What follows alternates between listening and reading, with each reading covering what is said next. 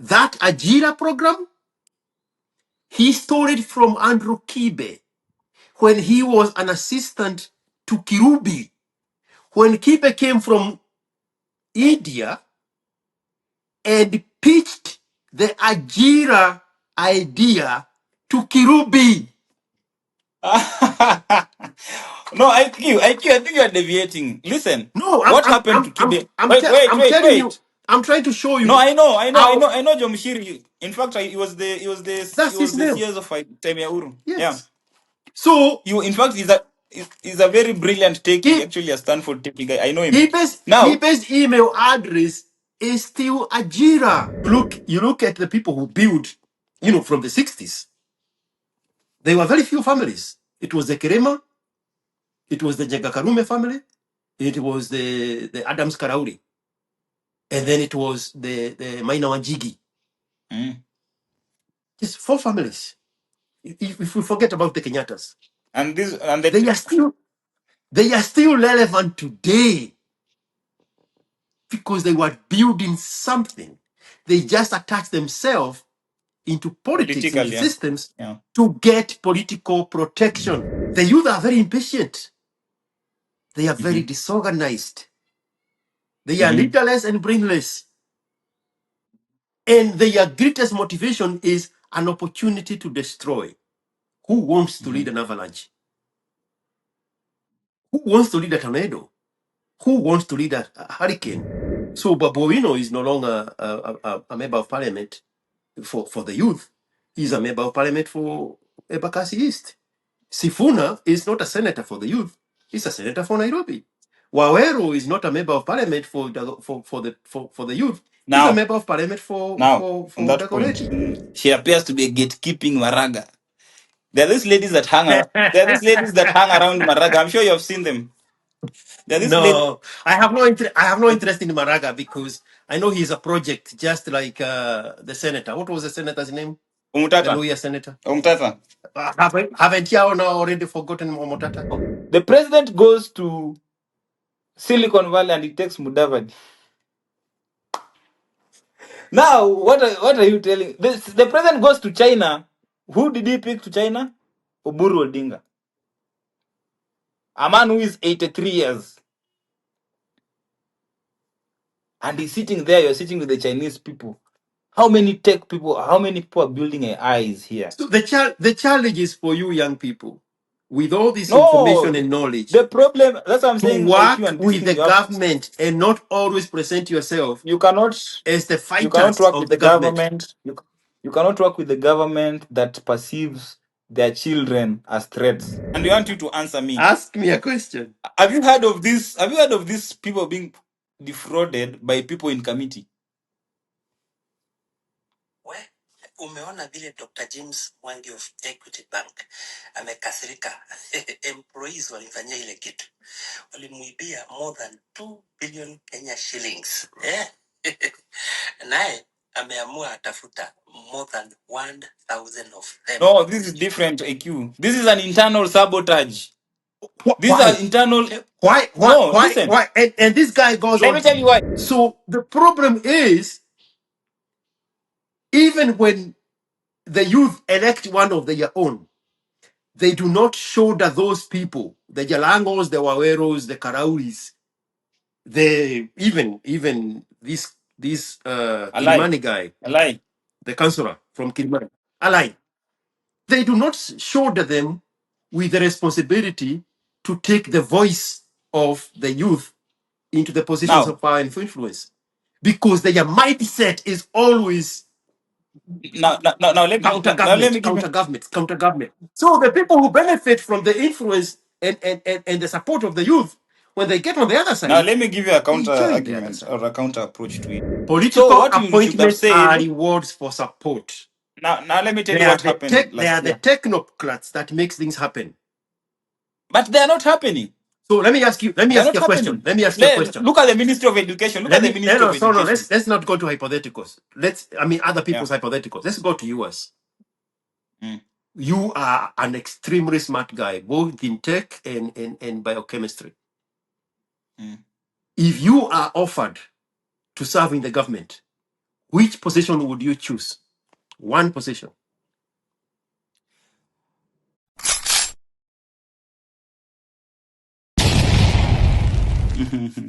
Daktari, Yeah, how are you? what did you say? How are you, the wise man? Why are you not? I think I'll have a conversation with you about it. Huh? What I'm telling you, I want you to give insights um about your So state. you hata hakuna salamu zile za Afrika, uko namna gani? Kwani Uh, kuna nyecha? as long No? as long as you're breathing, you're okay. I don't. Talk to me. I'm, Talk to me, my friend. What's up? I'm good. How are you? Good?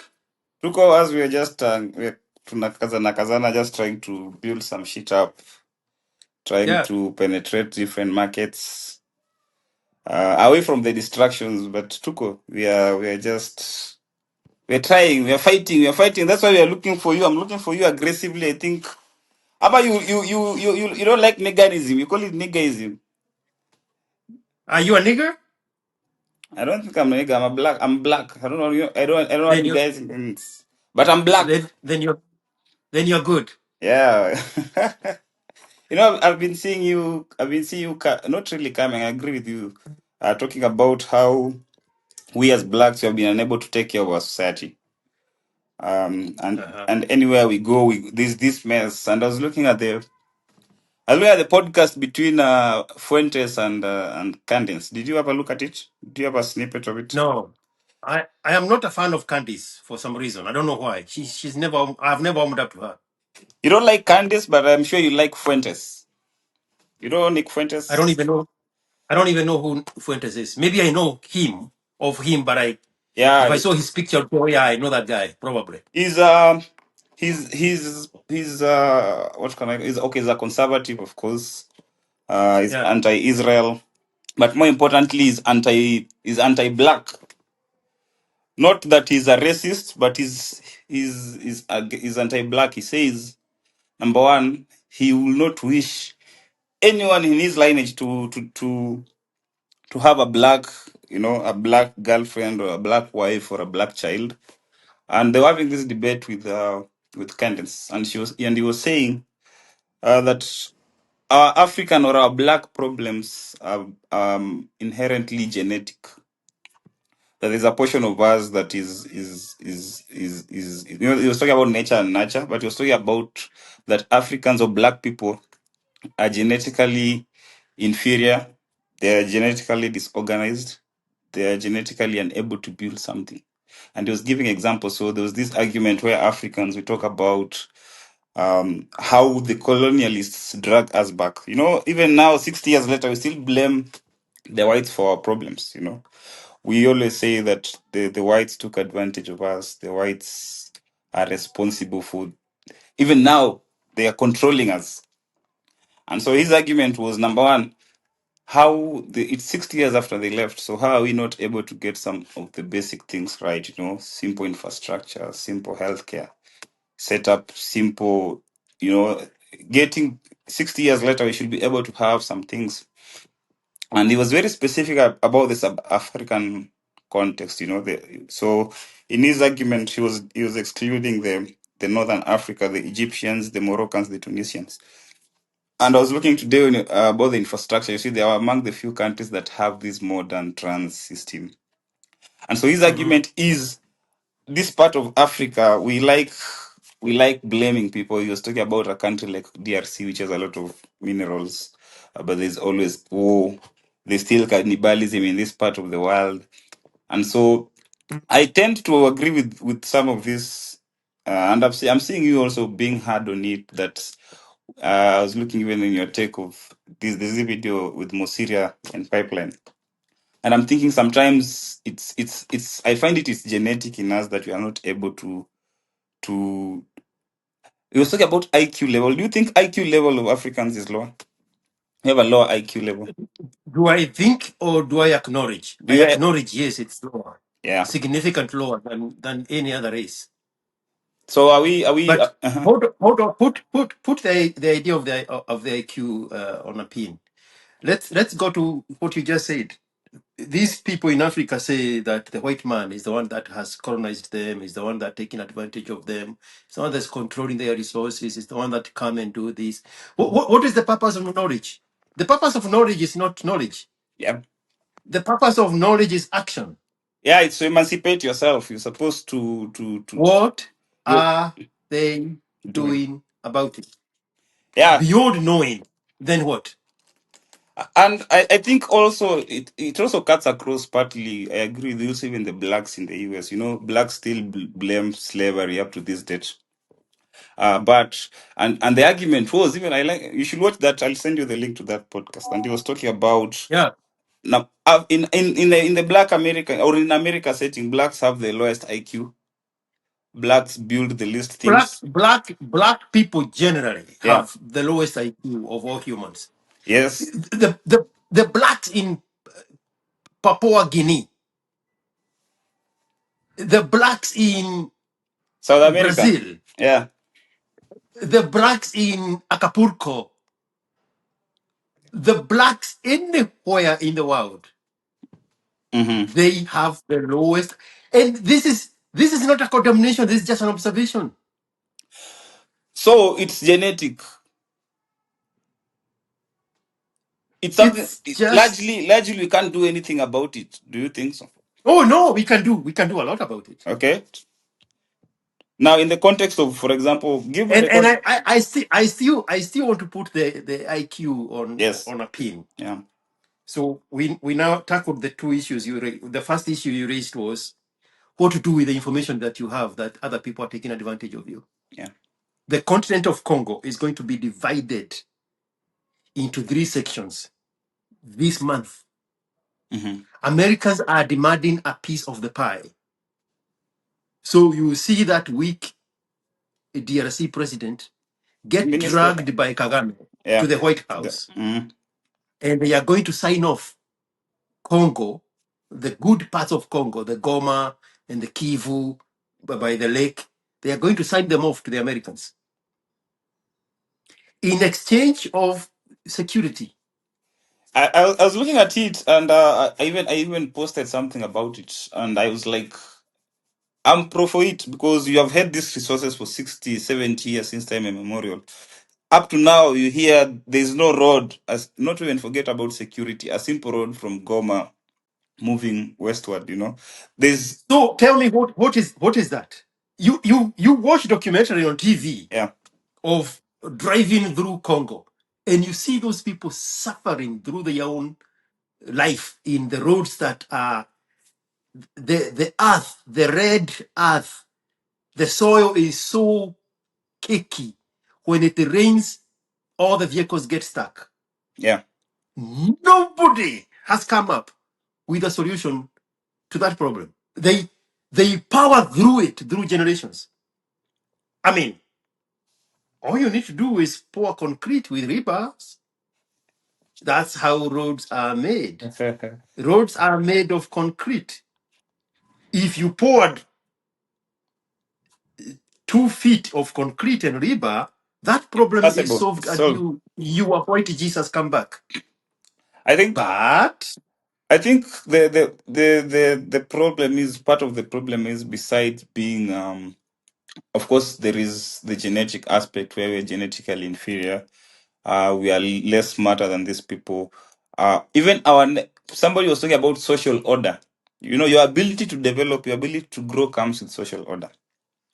For yes, example, it, it, it, it, it's called the trust of the society. There is a high trust society and low trust society. yeah, even at an And individualistic, there is nothing you are going to accomplish when you are in the midst of low trust society. and it's at different levels. You see, you cannot have. I was watching this Salvador president who was talking about the transformation they are trying to have, and you see, you cannot, if you fail to have social order, or that orderliness at a personal level, it becomes very difficult to escalate it even in your neighborhood, before you talk about the constituency and the entire country.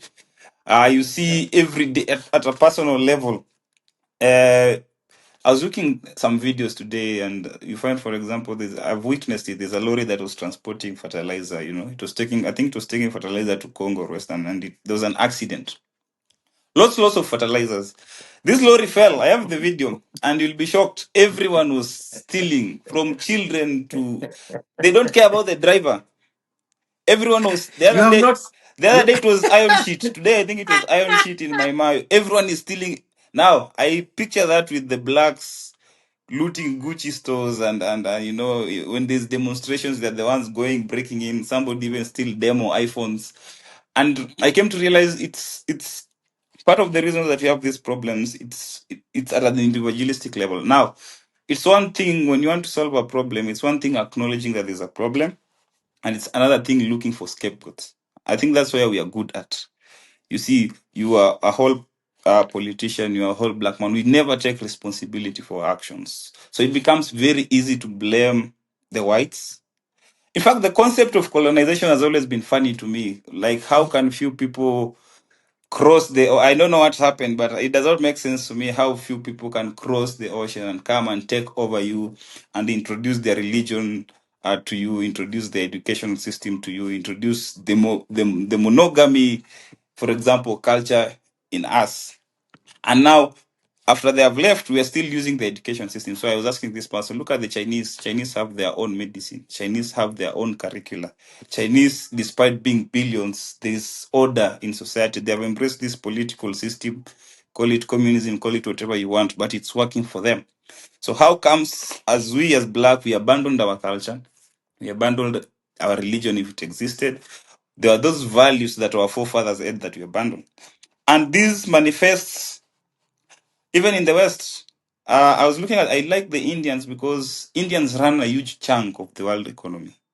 In yeah. Dubai, 70%, everything is Indian. Education, Yes. healthcare, business. Qatar, the same. Even in London, even in the US, Indians are everywhere. And people don't understand why this is the case. Because Indians are people who stick to their values. If a black man, I've had very many incidences, friends, they go to the West, husbands, couples, you go to the West. The first thing that when you go to the West, what do? You become westernized. You want to date a white man, you divorce, you become gay, you become lesbian. I have a friend of mine, she's Nigerian. She died the other day. She's one of the people I've been working for. So this lady, what happened? She was born in Nigeria. She did not have kids, so she adopted daughters, two daughters when they were 1 or 2 years. So she went to the US, I think in the 80s or 90s. She was quite old, almost 70 years. So I was talking to the younger sister. This lady died, I think, 2 weeks ago from cancer.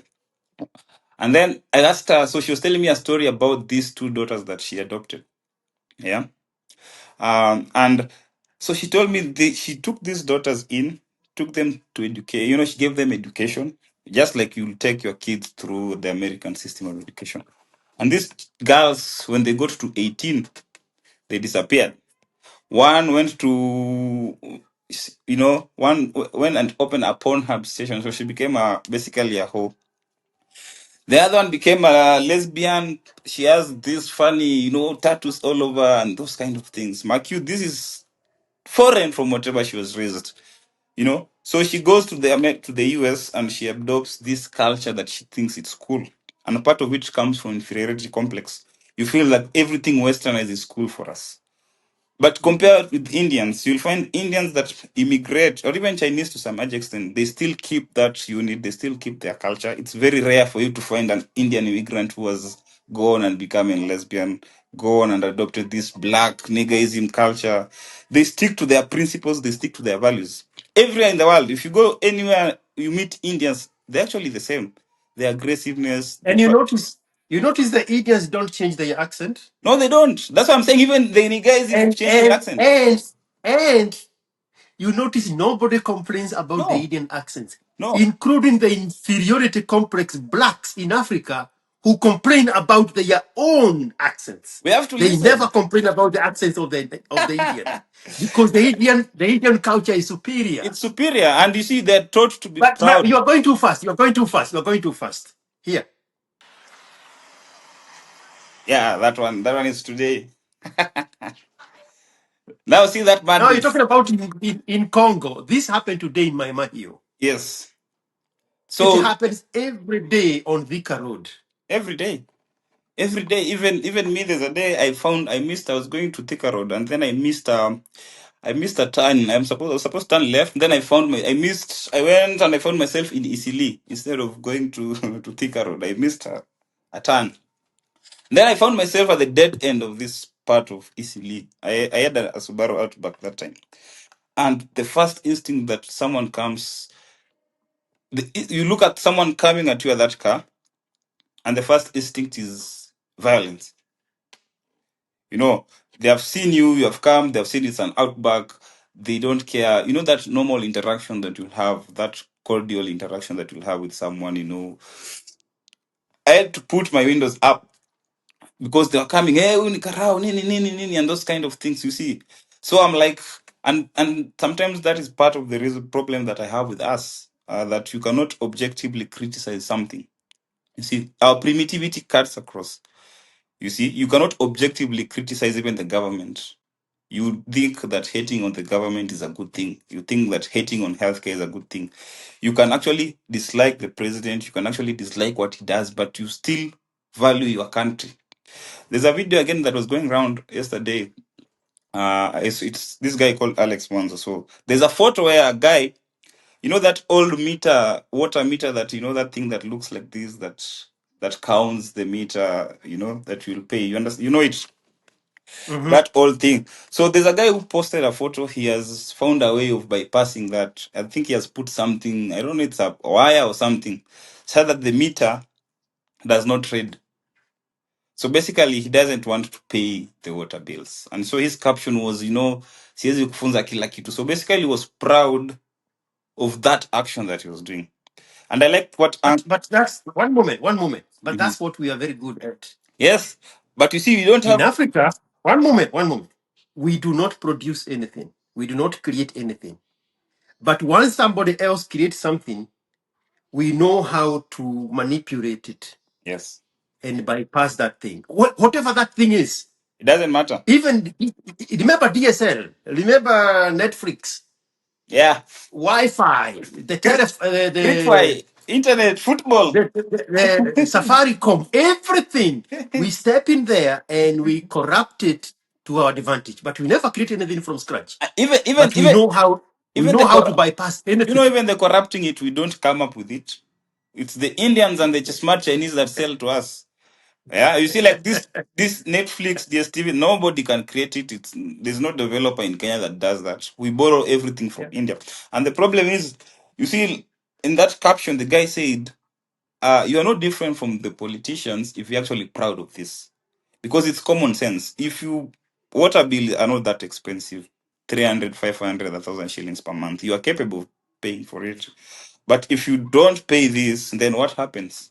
How will you get maintenance in case there's a pipe breakage along your place? You know, how do you get constant supply of water, clean water to your homestead if you are able to bypass? So basically, you're shooting yourself in the foot, but you don't care. That's the same mentality with places like Pipeline. I don't know what Mosiria was doing. I just saw you quoting the video, because you can't blame the government for everything.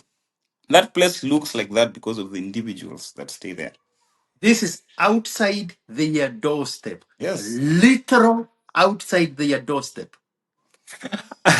Uh, I mean, those are the people. Those are the people we need to be arguing against.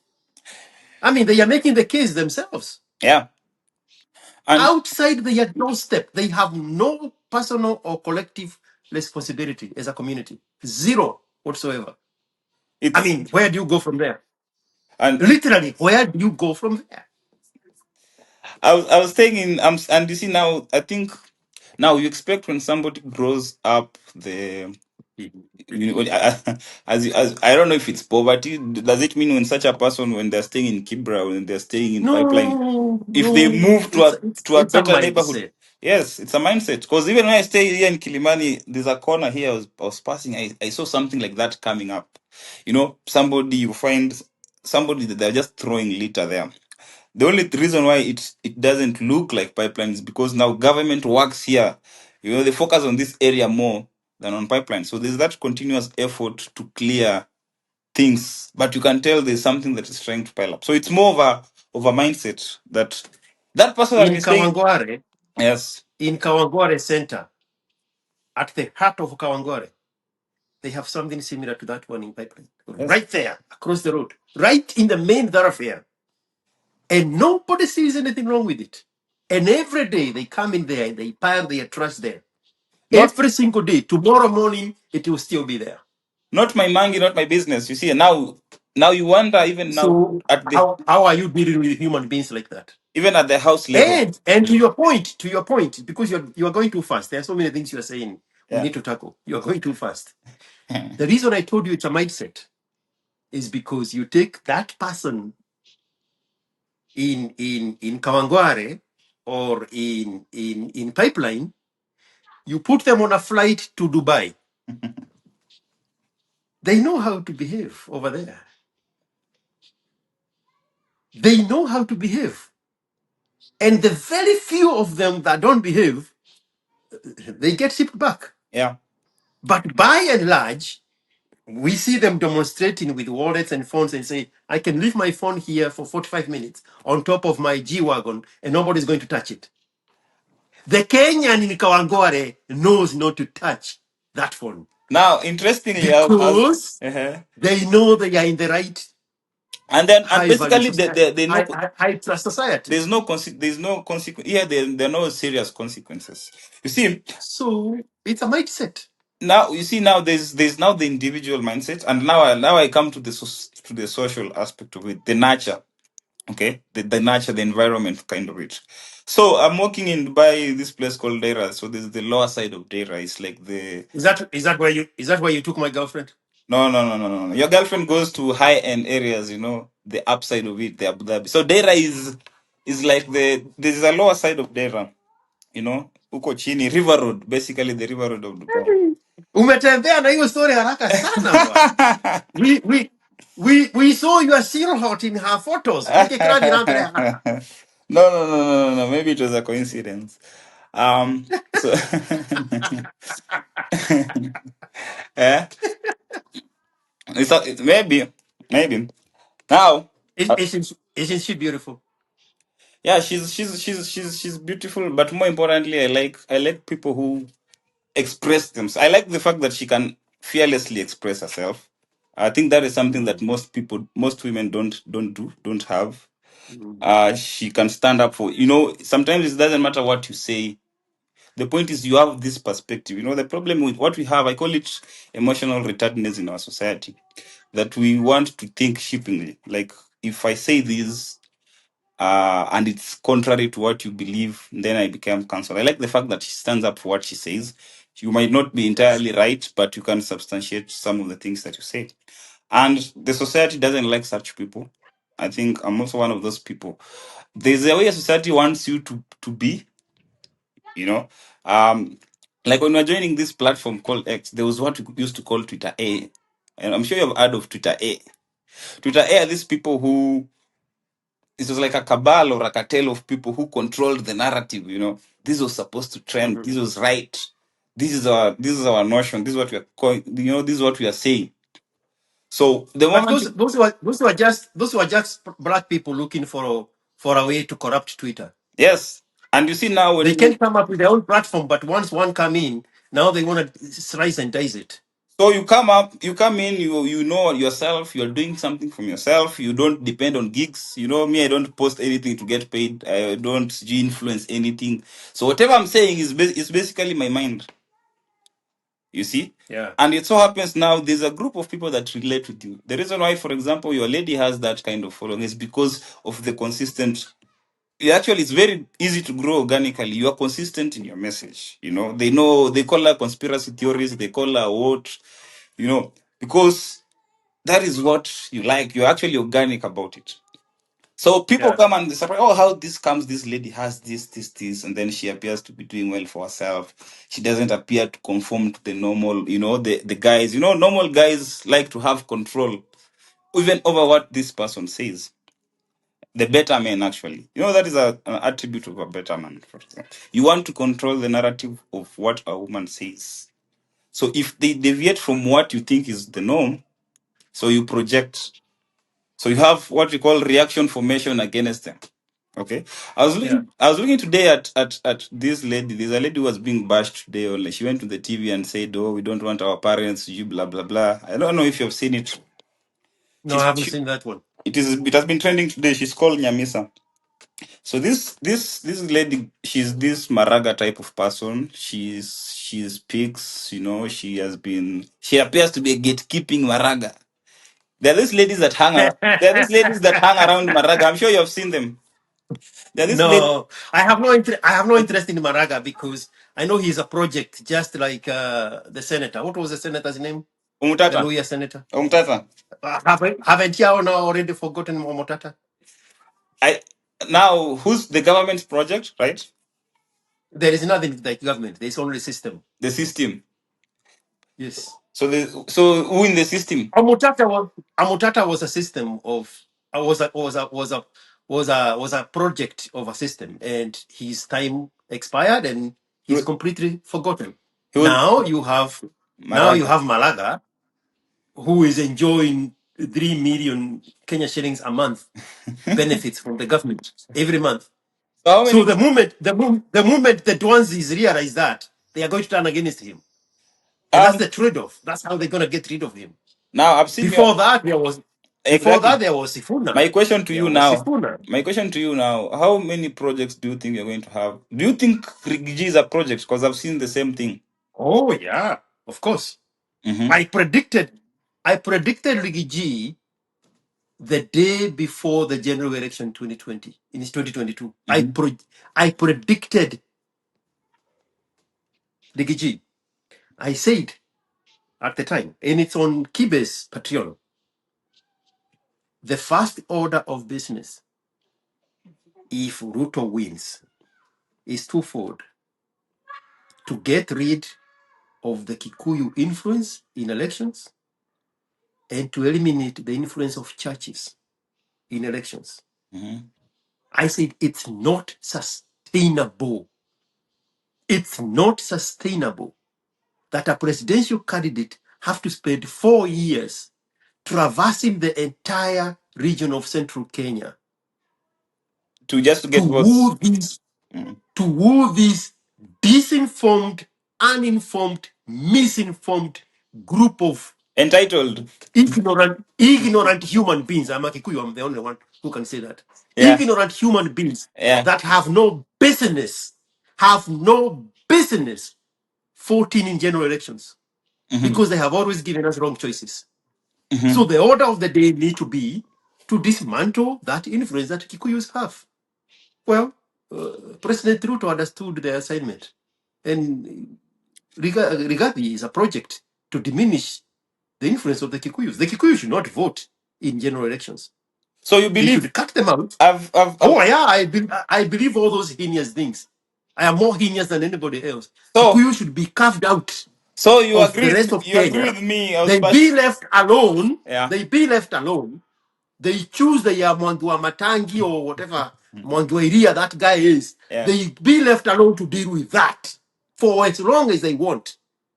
But we should be protected from them coming to the national elections and contaminating So what the is elections the for everybody else. what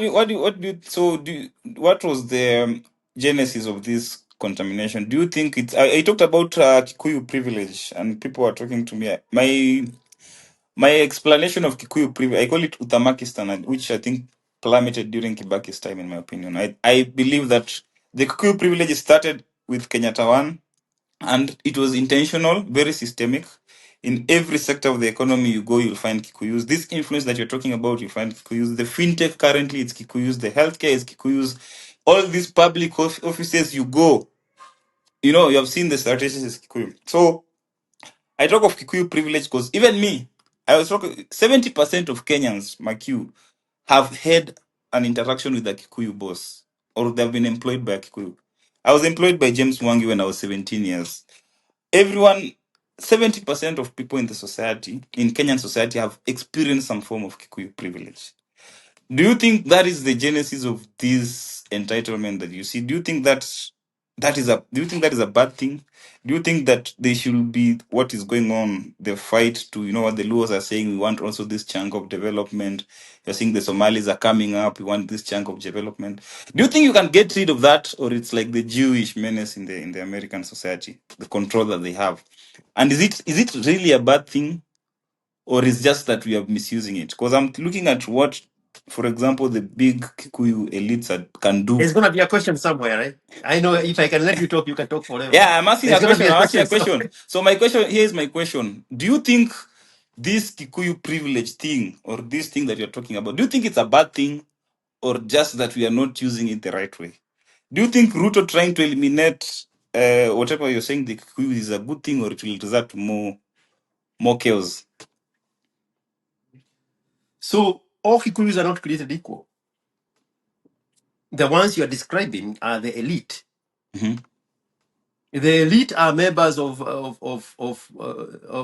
chambers of commerce. Those ones are invested in the greatness of the country.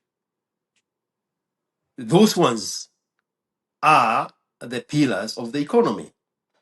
Those I have no problem with those Kikuyus. I have a problem with the ignorant ones. What the majority?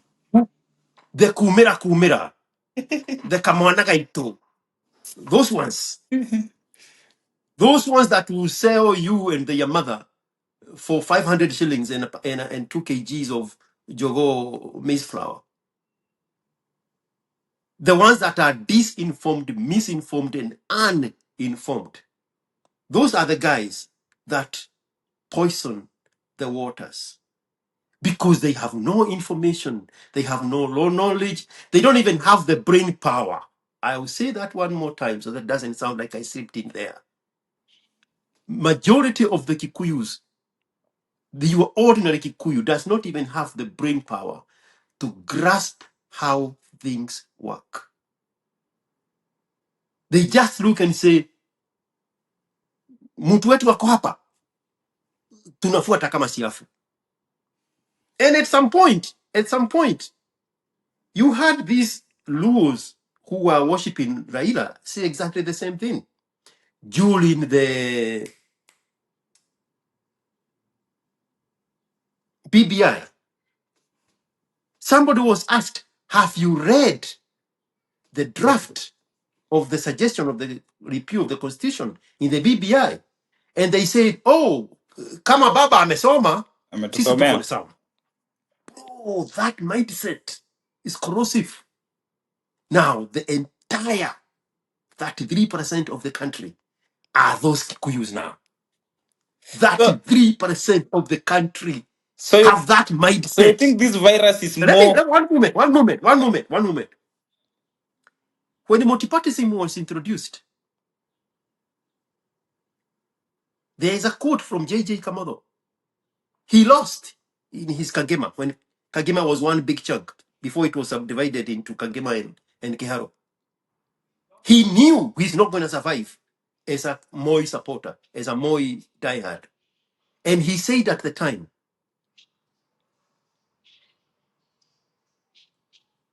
if a goat or a dog stood on a Ford Asili party in central Kenya, that dog, that goat would be elected as member of parliament. That is true Then and now. in 92. That is true in 2027. These people do not have these people have no business voting in national elections. They should use that markedness of themselves and say, we want Mwangoiria or whoever is the current guy now, Irongo. And you say, how long do you want to keep him? Keep him. But don't come to the national elections and contaminate the process Now, and spoil it for the super smart guy in Turkana, now let for me the super smart guy in Kisiland, now let me ask you a for question. the super smart guy in Luya and Uh, Samburu, who actually understand how things work. And I'll tell you why. One moment, I'll tell you why. Because the moment Majibo was introduced, Now the counties have to compete against each other. The top performing counties are the obscure counties. Trans Nzoia is one of those. Samburu is one of those. Turkana is one of those. But when the Kikuyus hoarded everything, they made everybody believe that they are smart and everybody else is dumb. But once the system was decentralized with the Majibo, the counties, now the best performing counties are non-Kikuyu counties. They are on the western side of the Rift Valley. So why the fuck should we listen to these people anymore? Cut them out and stop them from damaging the trajectory and the development of the future of the country. Leave them be in their semi-autonomous state of Central Kenyaism. And once you register as a Central Kenyaism, you cannot come in Nairobi and spoil the votes with your ignorance. No, no. Um, We need to be protected from Kikuyus. And more importantly, their ignorance, their misinformation, their uninformation, their disinformation. so let me ask But you. the elite don't have a party. Yeah, You they're look at smart. the Kirema family. They don't bother anybody. You look at Adam's Karauli family. They don't bother anybody. They are doing what is in the best interest of the family and the development and expansion of the socio-economic Now, advantages of let the me ask you a country. question on that. Let me ask you a question on that. I've grown. I remember after high school, we were taken to a place called Nyagatugu by James Mwangi in Muranga. And what we were doing in Nyagatugu is it is a small school, high school. I think that's where he went to school.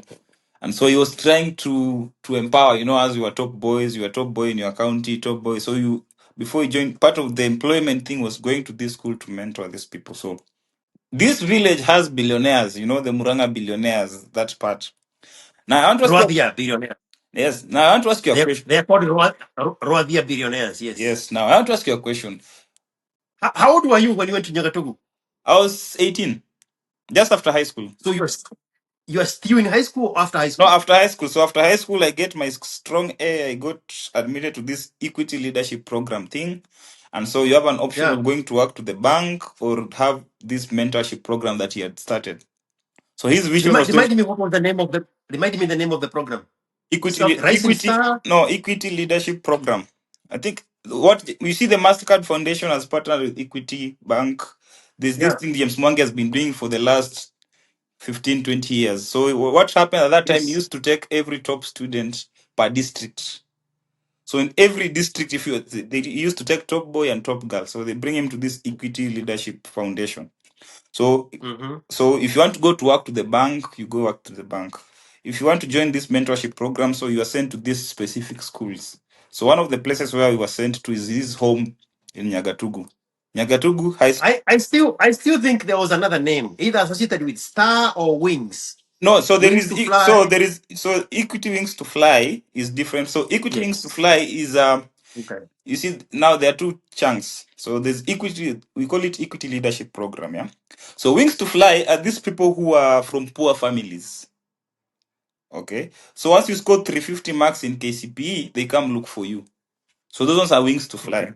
There's this group of us who you are not really from a very poor family, but you in KCSE you perform well, you become the top in your district.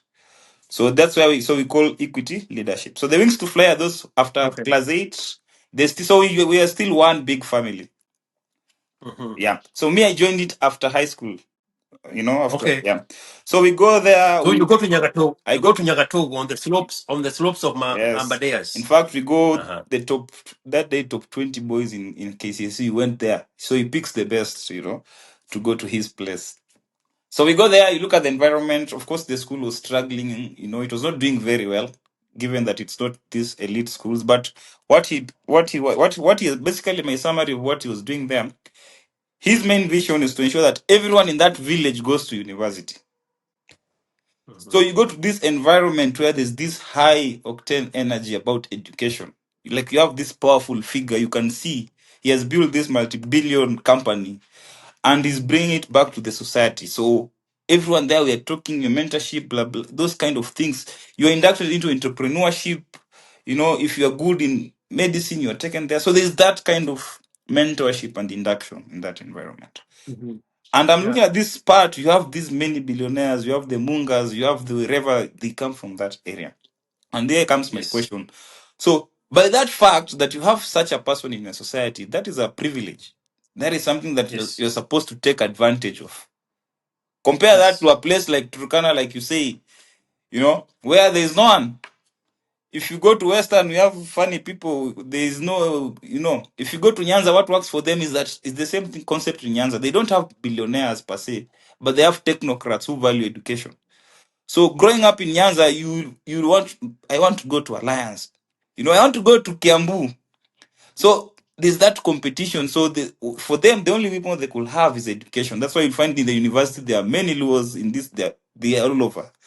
So my question here is, what is the disconnect between these elite Kikuyus and the quiz you're describing? Where do you think the disconnect comes from? Because from what I saw that day, I feel like these people are very privileged. Like you have this billionaire, you were walking in the village with James Mwangi, you were drinking from the tap of wisdom. Whereas where I grew up, I was just fighting bandits. You know, I went to high school in West Pokot, where people will come with guns, literally. People will sneak and take changa in high school, where I went to high school.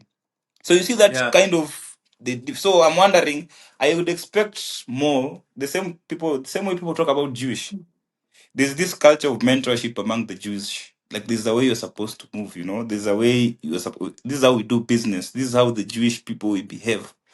So do you think there's a disconnect or there's contempt? Sometimes you fail to sip or to suck from that advantage because there is that disconnect. What could be the problem with the Kikuyus that you're describing and these So elites? so Jomo Kenyatta Foundation, you know of it. Yeah, Beyond knowing that there is a Jomo Kenyatta Foundation, what else do you know about it? nothing. Mm-hmm. So Mwangi is an exceptional human being. And the person who started Equity is actually Monga. Munga, yeah. Yes. Mwangi is the Mwangi brain joined. that manages. Yeah. Yes. Mm. And so these are the people who see the future. And they have invested so much in the socio-economic ecosystem that they need to continually recruit people to keep their dream alive. Because they built this baby with their own hands from scratch. From scratch, yeah.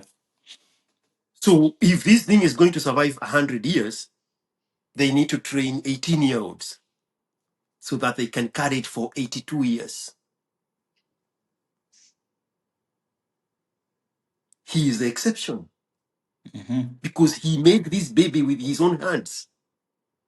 Everybody else you know, including the Jomo Kenyatta family, Yeah. they get money through politics. I mean, in politics, you don't have to mentor anybody. Yeah. You are the politician. Yeah. The more you are alone at the top, the better for you. Because there's nothing you're building. Yeah. You are just attaching yourself into a system and becoming useful to it for as long as you can rig that system. But Mwangi knows for his company to thrive for 100 years, he needs to continually train young people. He needs to make it attractive for people to have curiosity in banking and finance Yeah. and socioeconomics. These people started. Now, you were in Nyagatugu, across the range in Kahuria, they started there with Equity Co-op. They were bringing together coffee farmers to invest in this strip mall, little banks, where the farmers could deposit their bonus money, their coffee money and their tea money and their milk money into this co-op. And then they would create equity in it to where they can now borrow some money to expand their businesses or to buy fertilizer or to Yeah. do whatever with their land. That's how they started in Morandia and Kahuhia. Not Kahuhia, Kahuro. And this has been in the working for 35, 40 years. Yeah. So there has to be an ecosystem that continually feed these into the future. For a politician, and we are just going to pick up Raila Odinga for no apparent reason, all he has to do is to stay relevant in politics. Now, I let me ask you that point for young men. One moment. Hold your question. Hold your question. Okay. John Kaminoa and James Orengo, who is a bigger super lawyer? It depends. Kaminwa or Orengo. Orengo has done more in terms of being. They're two different lawyers, if you ask me. Orengo has done more But do we know Orengo as a super lawyer, or do we know him as a politician? as a politician. Kaminwa is purely legal. Purely legal. Exactly. Yeah. So John Kaminoa has invested 60, 70 years into this baby Mm-hmm. that he built from scratch. When I was a small boy, he was fighting for Wambui Otieno. Yeah. When another super lawyer, criminal lawyer, SM Otieno died, was a Luo, Wambui was a Kikuyu, and she was getting disinherited because of the cultural crack of the Oh, they Kikuyus were and the married. Luos. Yes, Uh-huh. Wambui Otieno was married to this super lawyer called, he was a criminal lawyer called SM Otieno. Oh. So Otieno died and they're trying to disinherit. I was in Yeah. primary school. Uh, John Camino dominated the newspapers for 18 months, a year and a half. mm-hmm. He is going to appear in a court case tomorrow. I've known him since before I was a teenager. So he has a baby he created that he has to see through.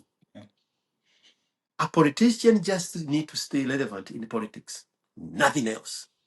That is the disconnect. We do not have people who build things from scratch. And when we see them, they are unicorns. We can identify them. Mm. You look at the people who build, from the 60s. There were very few families. It was the Kerema, it was the Jagakarume family, it was the Adams Karauri, and then it was the Maina Wanjigi. Mm. Just 4 families. If we forget about the Kenyatas. And They are still relevant today because they were building something. They just attach themselves into politics, into politically, yeah. systems Yeah. to get political protection. Yeah.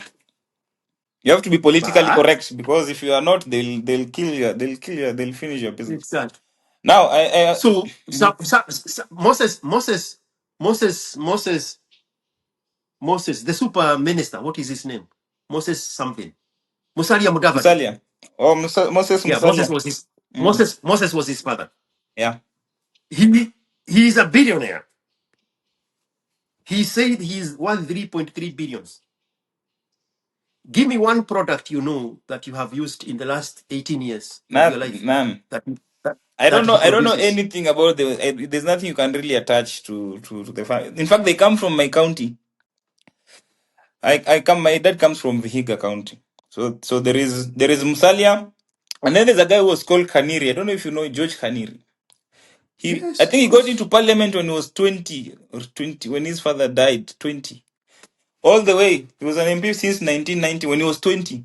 Until I think last election he wanted to vie for governor for 30 something years. at 20. Same thing with Mudavadi. But there's really nothing you can actually pinpoint. Even when you traverse bigger counties, a very small county, there's really nothing much. Even Sabatia, his home, you remember when his mother died? That's when they were trying to do some roads.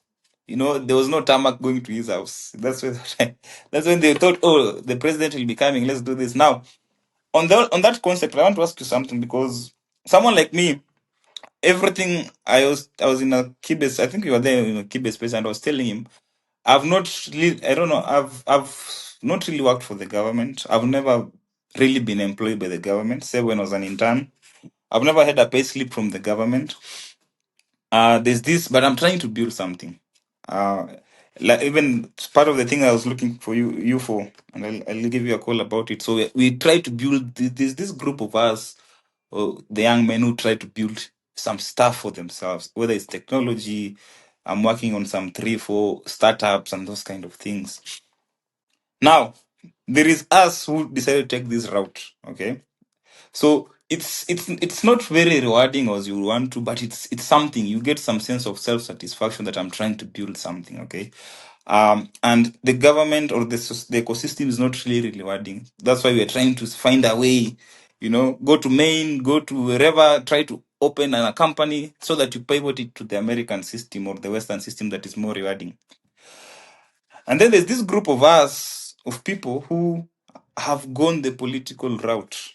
So they're getting tenders. I used to be a tenderpreneur. I personally did not like it, because I would go, um, fill some tender forms, go and sit in the office of this politician, bootlick him, give him money. I remember buying a politician a 10,000 shilling shirt. I just had 15,000. But for me, it went to be hard, because I went there and I was chased several. I had to bet. So somebody told me, guy, I can get him. So I bought him a 10,000 shilling shirt. I've never really even had one, so that I can get this favor to get this tender. The tender was to construct, I think, to supply some things in some county government. And then from there, I got a tender to do schools. But now here the problem is, in our setting, I do the tender work. There's of course the kickbacks. In fact, up to now, there's a tender I did in 2022. Up to now, we have not been paid. I'm counting almost 3-4 million in losses. Then I sit there and I tell myself, this is not me. This is not how I want. Okay, maybe I'm proud, but I don't want my brain to waste my brain in bootlicking these politicians just because I want to get rich. And so now this is my question to you in that concept. Now, from what you've talked, the ability to build something for yourself, and I call it easy route, because I have friends. There's a friend who I was in class with. He should be 31, 32. He was older than me, who got a tender of 1.5 billion from the current government. I think he comes from a rich political family. So you are that age, you have this 1.5 billion tender to supply. And I'm told, if that tender, for you to get that tender, the president must be in the know. So the president, you cannot get that big tender if the president was aware. So to see the president, you need 40 million shillings. The PA takes for 20 million, 20 goes to the president. That's what I hear allegedly. So for you to get that, now there is us who don't have that money, don't have that access, and more importantly, we are not interested in making money in such a way. We want to build something for ourselves. Now, from where you're sitting and from your perspective, what do you think is the best route? What do you think? And in the society we live in, there's this competition, not really competition, but the fear of the unknown. We are becoming highly capitalistic, highly monetary. There's like that sense in the air. You can feel like people are moving. You want to be left behind in this age and era. So me, I'm split. Where I am now, I'm split. Like whatever I'm trying to do, it's fulfilling, yes, but I'm not getting the rewards that I want. Not because I'm not doing a good product, but first, the environment is not conducive. Now, if you have a startup company, we are getting more funding from the US. We're getting more recognition from the West than in our own country. There's no day you'll hear the president come here and say these companies, or with the minister of ICT or whatever. There's no day I've seen the president come and say these are the people who have built something. Yet every year we have people from Kenya being adopted to Y Combinator, the YC program. Every year they're getting funding. They're getting this seed funding and venture cap. So What do you think? What is your advice? What should young men do? Because people come to me every time. My inbox is full of people with ideas. By the way, every day. Even yesterday, I got a guy who is building something very beautiful, trying to get into the German market. But you see now, I am the deliverer of the bad news. That I've been doing this for quite a number of years. I don't have my breakthrough, so it's difficult. So people actually kill. I've killed, not killed, but from the reality that I've given people, people have given up on their products. There's a Kenyan who went to Spain and he came to my DM on X and he shared with me what he has built. A very nice, beautiful healthcare software, which I feel can be adopted in our system. But when I told him the reality on the ground, what he has to do, there are a lot of bureaucracies, the ease of doing business in that kind of environment, it's very difficult. So I'm wondering, what do we do? Do we become entrepreneurs? Do we become government apologists? What do you think is the best thing to do? I'm sure they are watching. They will watch this clip. So I'll give you the response, but first let me add one more layer of the murkiness of the Kenyan system. Nairobi school feeding program. Okay, it's a very program on the face of it. Yeah. Very, very great idea. And I'm only echoing the words of Senator Sifuna. Sifuna said this: I don't have a problem with the Nairobi feeding program. I have a problem with it being attached to politicians. Because the moment there is no Governor Sakaja, that program disappears. It's easy as that. Mm. If we don't get it away from politics and put it inside a system, then it will disappear. Yeah. When I was a kid in primary school, we used to have a program called Kenya School Equipment Scheme. Kenya School Equipment Scheme. There used to be these big truck, these box trucks with a GK number. Before there was internet, before there was telephone, before there was Wi-Fi and the light. And Kenya School Equipment Scheme, they knew every school in the country. They knew exactly where that school was. There were not even, they didn't even have maps. Google Maps, yeah. There was nothing. Kenya School Equipment Scheme, they traversed the entire Republic of Kenya, supplying school supplies to students. Textbooks, Yeah. exercise books, pencils, Pens. rulers, erasers, everything. Geographical sets, Yeah. those little boxes. Yeah. In the analog system where there was nothing. There are no roads, there are no infrastructure, there was no telephone, there was no power, there was nothing. And it worked. Yeah. Because it was attached to a system that was sustainable. Mm-hmm. And because that system, even though it was under politics, that political power has a lifetime tenure of office. Mm-hmm. So the politics was not disrupting The program. the system. Mm. The program was running itself because it was inside the system. The same thing goes to the school milk program. The milk was packaged in Nyahururu at KICC plant and distributed everywhere in the country. In the remote areas like my place, we got it 3 times a day. 3 times a week. In Nairobi and Nakuru and Kisumu, they got it every day. A system that worked because it's plugged into an ecosystem and there is little to no interference with the politics, because now, granted, those days, there was one party rule, Section 8, Section 2B of the Constitution. Power flew from Harambee House. And so there was very minimal political interference. Now, exchange Kenya School Equipment Scheme, exchange school meal program for Feed Nairobi Children program. The moment there is no Sakaja, that program is going to collapse. Yeah, there's one in Bungoma for Governor Wangamati. It was called Wangamati Scholarships. So he actually went, that is one of the things that people hail him for. He actually, as long as you got 300 marks and above, he ensured that everyone went through school, regardless of where you are. So long as did your primary school in Bungoma, you scored, I think, 350 or 300 and above, you went through school. And you see now over the 5 years when he was governor from 1 to Form 4, actually good results. Good results. People went to big schools. So immediately he got out of office and this Lusaka guy came back for the second time. Everything was cut. So the students who are scoring, we were hoping that my kid will do well in school so that you go to this transition. Nothing.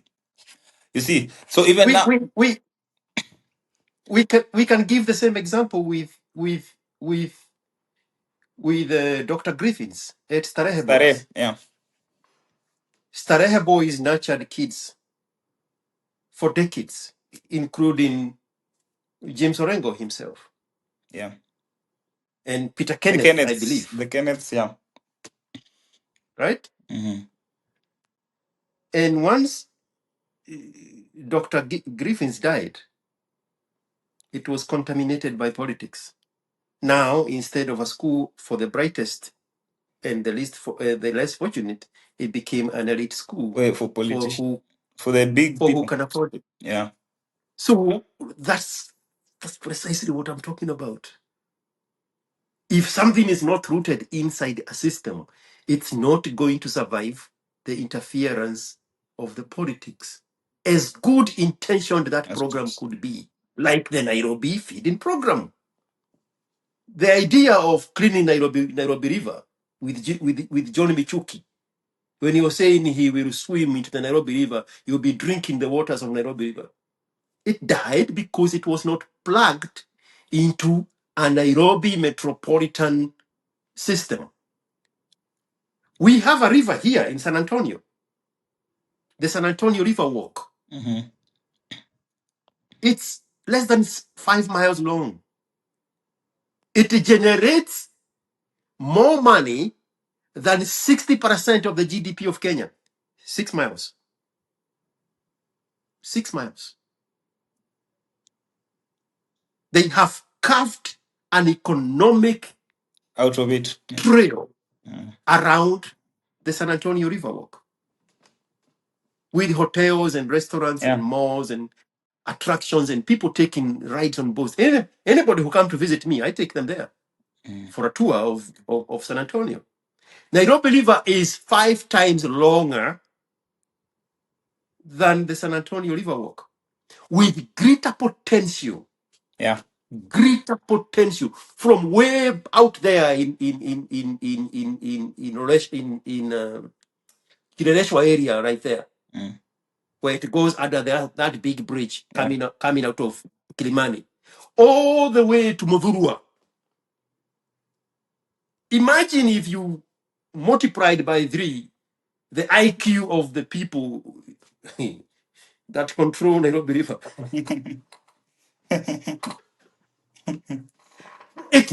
It has the potential to look like San Antonio, Yeah. to look like these man-made cities of Dubai. Because on both sides of the river, you can build anything imaginable. But we rush down to the lowest denominator over and over and over. And even when this current president has a fraction of the dream of just cleaning it up, he is there by himself. Nobody can see it for what it is. But imagine, you don't even have to go to Mukuru kwa Jenga. Just from Apa. Kileleshwa area to Mudhurwa by the Marigiti. Yeah. That's it. The amount of economic resource that could come out of that, make it like a 24-hour economy where people, because in the middle of the city. Yeah, people chill, park and chill and those kind. But you see, I think also it depends. I think the mindset, yeah, the mindset. We started with Yeah, the the mindset. mindset When and we were talking about what is it, Mulolongo? yes, pipeline, The place where people pipeline. pipeline. We started with the mindset. Now, It's all boils down to mindset. now, when you talk about the mind, because I've seen this, there's a place in Wasingishu. It's called Mailtisa. So there's a very nice, what do you call it, bypass or something. It's a very nice intersection, yeah. And people came. It was, so people. So I think it was done during Uhuru time. The very nice infrastructure. So there's a very nice open place where people can actually chill. And so people used to go there. Initially, people used to go individually on Sundays and just chill and chill and chill and chill. Yeah, and then the number grew. It grew. It grew. It grew. So somebody organized. Somebody saw a business potential. And organized an event where people can just come park and chill. You know. Do you know what the first instinct was? The first instinct from the county government was to abolish it. You know, and okay. That's part of the problem that I have with President Ruto. Yeah. You are very rigid. You see, you grew up in a certain era. That's why I like Trump, because No. Let's stay on Ruto. Why are No, you no. Yeah, dragging I'm into giving that? I'm giving comparisons between the two leaders. You know, Trump is 70 something, but he's able to see from the lens of a young man, that I need to go to this podcast of this young man and resonate with the kids. There is something called cryptocurrency that I'm listening to my sons, I'm listening to the community. Let me embrace it. You get? He's not bullish and arrogant that, yeah, of course he's an arrogant man, but when it comes to listening to this new generation, or he understands that he has grown over different generations and times are evolving. The problem with Ruto and this government, we tend to be they are very patronizing. You see? No, I want you to customize your blame on Ruto. Let me Yes. hear what Ruto's part is Yes. on the issue of Mairotisa in Eldoret. Yes. So what is the problem? So number one, this thing is destructive. This thing, you're destroying environment. This thing is where people fornicate. And that has happened even in Kiambu. There's a place in Kiambu where there's a lake where people chill. I think you have seen that place. I don't know. I was going to give an example of that, but I'm Yes. still curious about the Yes. Wasinigishu one. Yes. It's a very. I'll send you the photos. How did I am the chief Ruto apologist. I want to hear where he came So in my on issue the is Mairotisa one. with the government, and that is actually, my farm is next to that place. Ruto is my neighbor, literally. So the first instinct is to perceive these people as, no, this is not good for the youth. So what do we do? Let's cut it. I'm canceling this event because, one, you guys are going to fornicate. Two, and this is the same narrative that he speaks about, you parents are letting your children like this. Like, people are different. Now I was looking at it So from are you saying Ruto said that? no, I'm saying Ruto and the government. You I see? mean, Ruto No, is no, not the no, no, no, governor of no, no. I'm not. Wasinigishu. Okay, on that. Okay, I understand what you're asking. On that point, I'm saying, like, this was the county government of Wasingishu. I want you to convince me that Ruto was I'll involved give you. in No, the I'll give you different. demolition No, I'll give you a of the different. idea. No, I'll give you a different example of No, no, Ruto. I want here again. No, I want the role of Ruto apologist. I listen. hear people run away from it all the No, time. no, no, no, no, no, no. Listen about Ruto. But of all people, me, especially when it comes to politics, and I'll come to that concept about Ruto and Wasingishu. You see, I feel like, and I've seen it happen because I come from there. I know.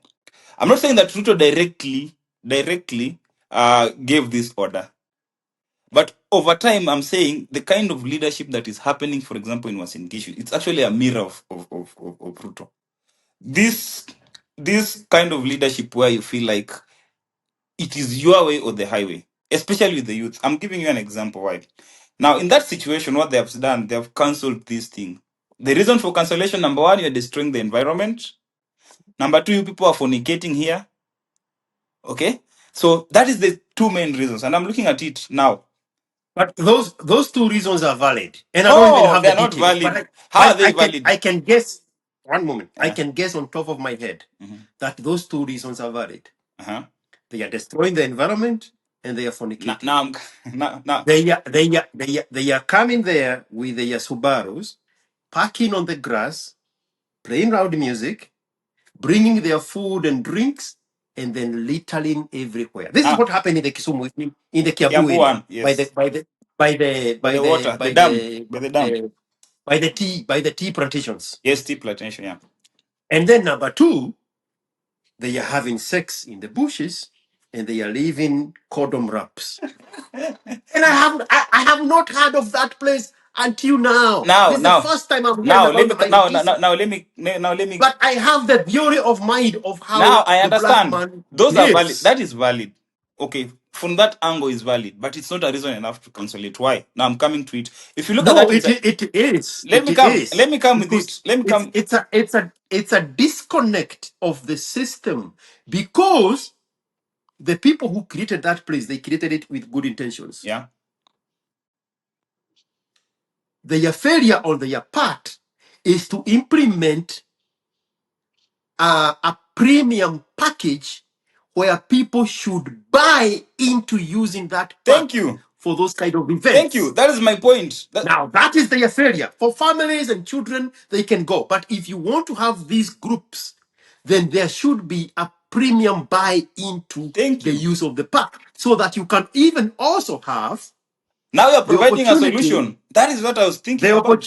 one moment, the opportunity to pollute the silence with noise, and so that the resources that You get. the charges that whatever you are getting charged can be used to create a group of people that come clean after you to Thank you. keep the park Thank you. clean, and also to provide security. Thank you.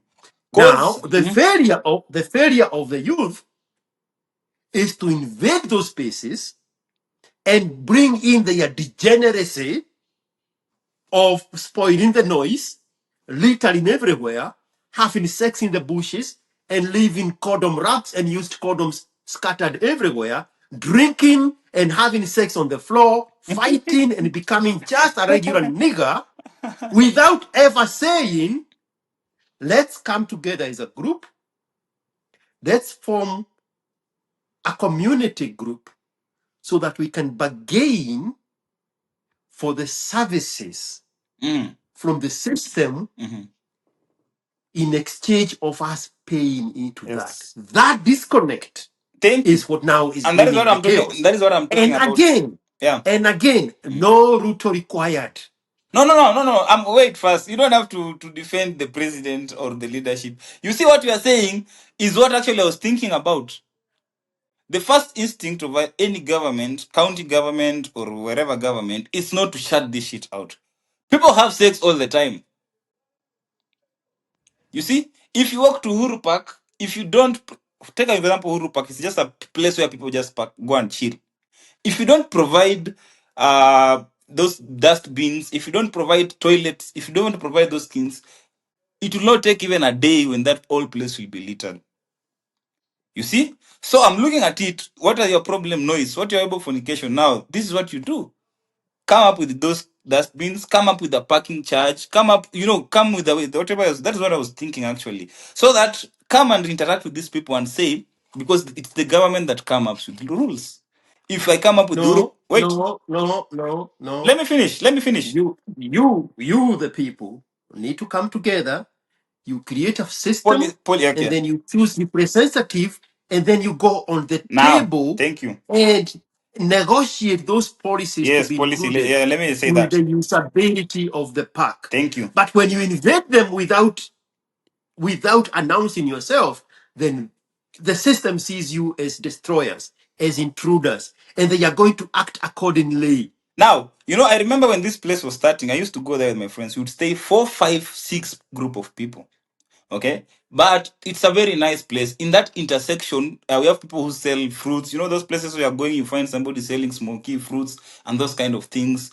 Are you still talking about the Eldoret one or Yes, no, the Eldoret one. It was still, it's the the virgin tea one. farm one? No, the Eldoret one. It's a virgin one. It's actually in a Uh-huh. very nice place called Mailtisa, like almost Yeah, 40 kilometers not from the CBD. So on your way to, not you know not Mailtisa? not not for long until young black people get hold of it and destroy Now, it. exactly. But you see now, like you have said now, in our setting, for example, people are incapable of coming up with policies.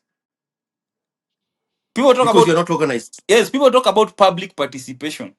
I've never, people go there, there's nothing that people come up with. Just a moment, someone was trying to disturb me.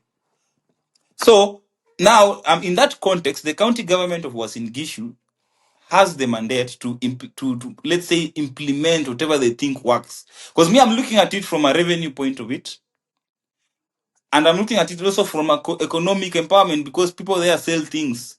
So instead, my first instinct as a governor or whatever will not to close that thing up because at the same time the country can generate a lot of things.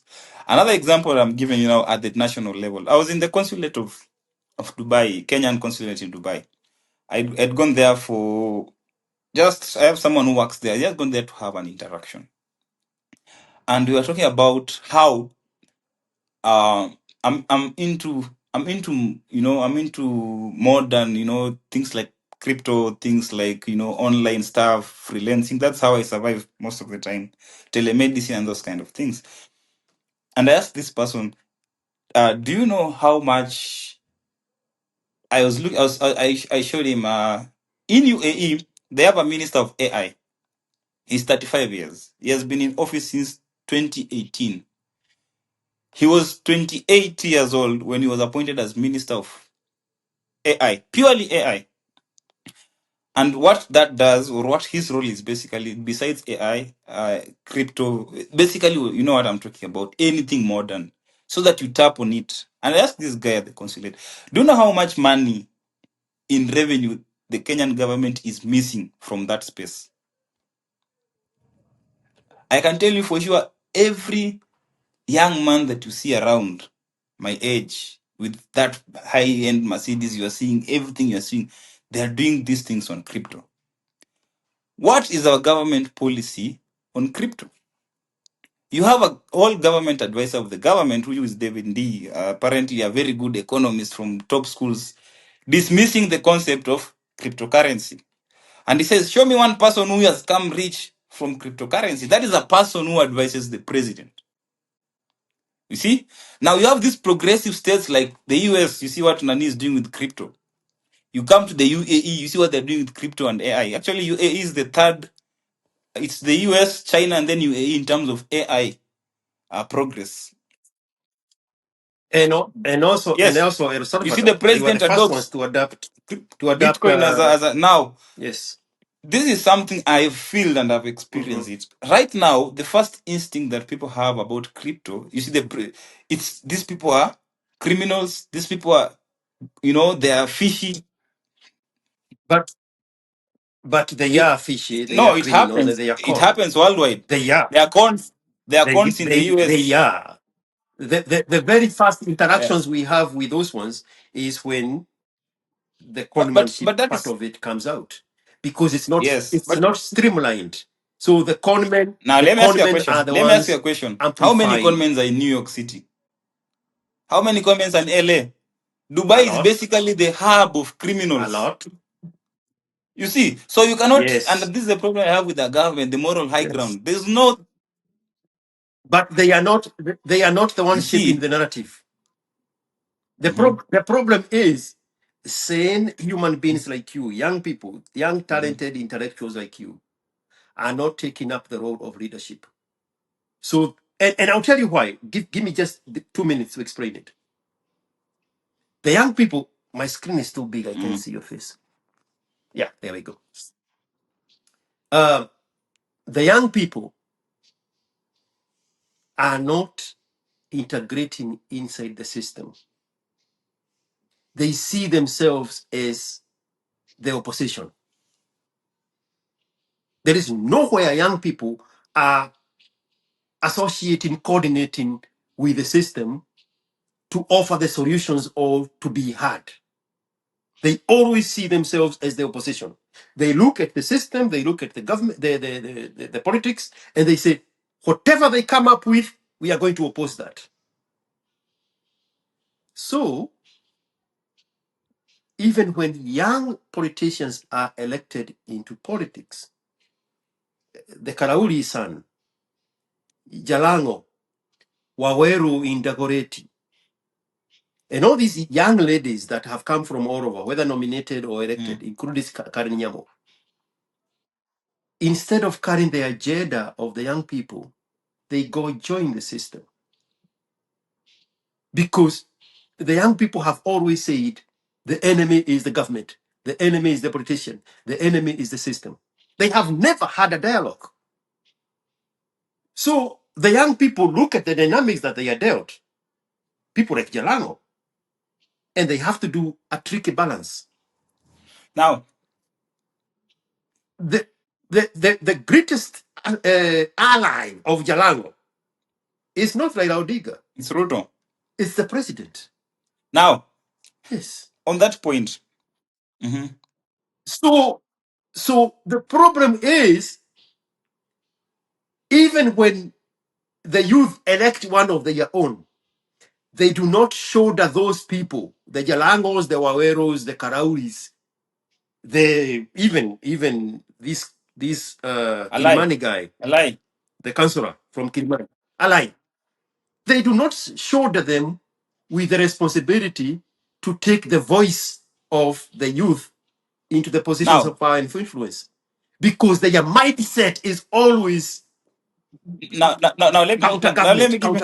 counter government. So the people who benefit from the influence and the support of the youth, when they get on the other Now, side, let me give you a they counter join the other argument side. or a counter approach to it. I don't think these people represent the youth. I'm They saying do. on their youths, they are young, they represent the youth, but they're not a true reflection of what an ideal youth wants. And those are the people that are complaining. Let me give you an example. Bro, let's even Now, eliminate all of them and just yes, let's stay with Sifuna. very. Sifuna is a very smart But you guy. see, mhm, Babu, The Babu mhm, Owino is a very smart guy. But once they get in the position in the corridors of power, they're in a catch-22. yes, Because the people, if we just assume the youth sent them there, the youth are very impatient. They are very mhm, disorganized. They are mhm, leaderless and brainless. And their greatest motivation is an opportunity to destroy. Who wants to lead mhm. an avalanche? Who wants to lead a tornado? Who wants to lead a hurricane?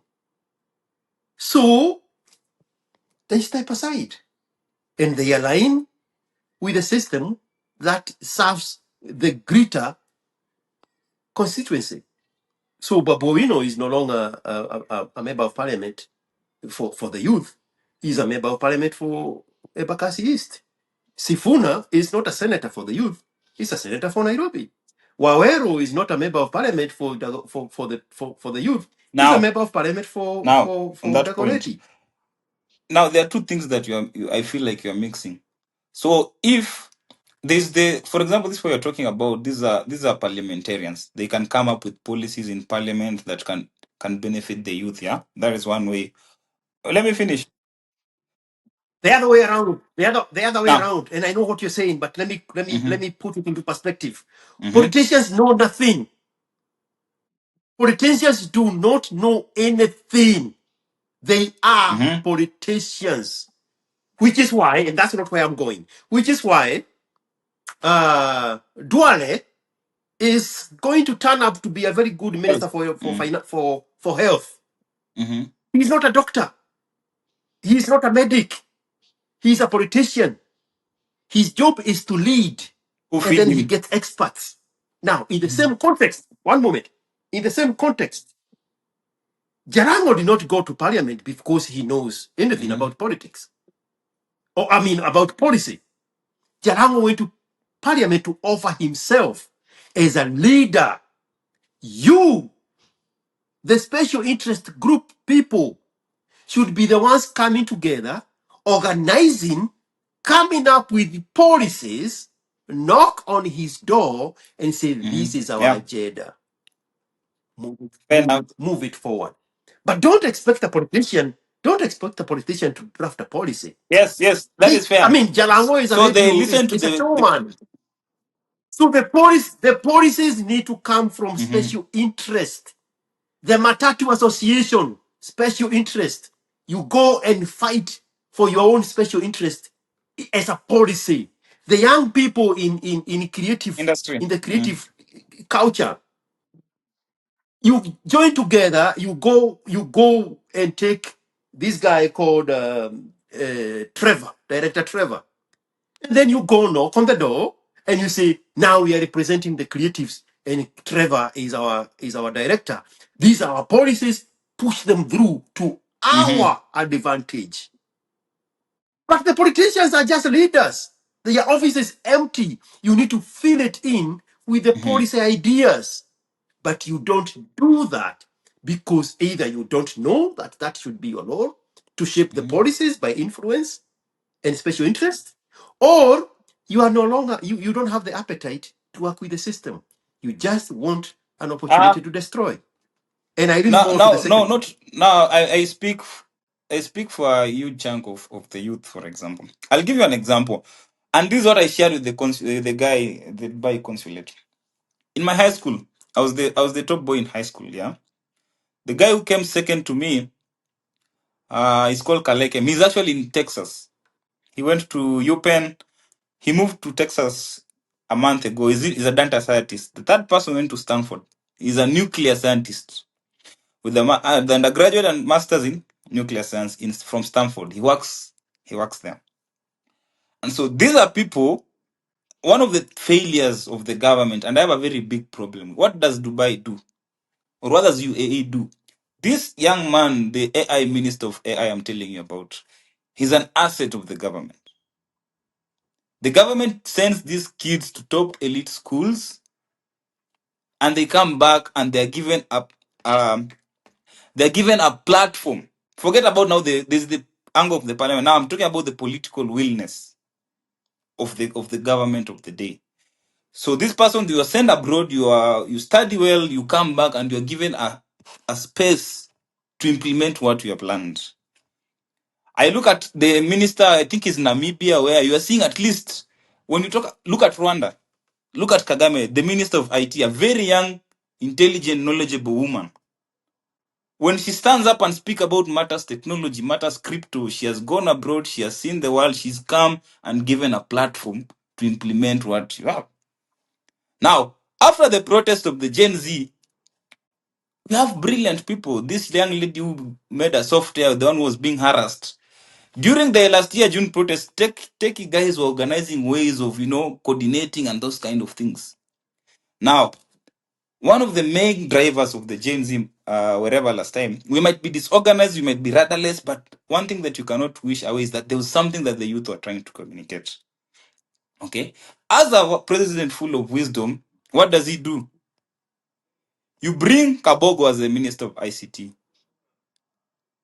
who the first thing he stands and says, I'm going to ban pornography, which he uses, he's a consumer of pornography.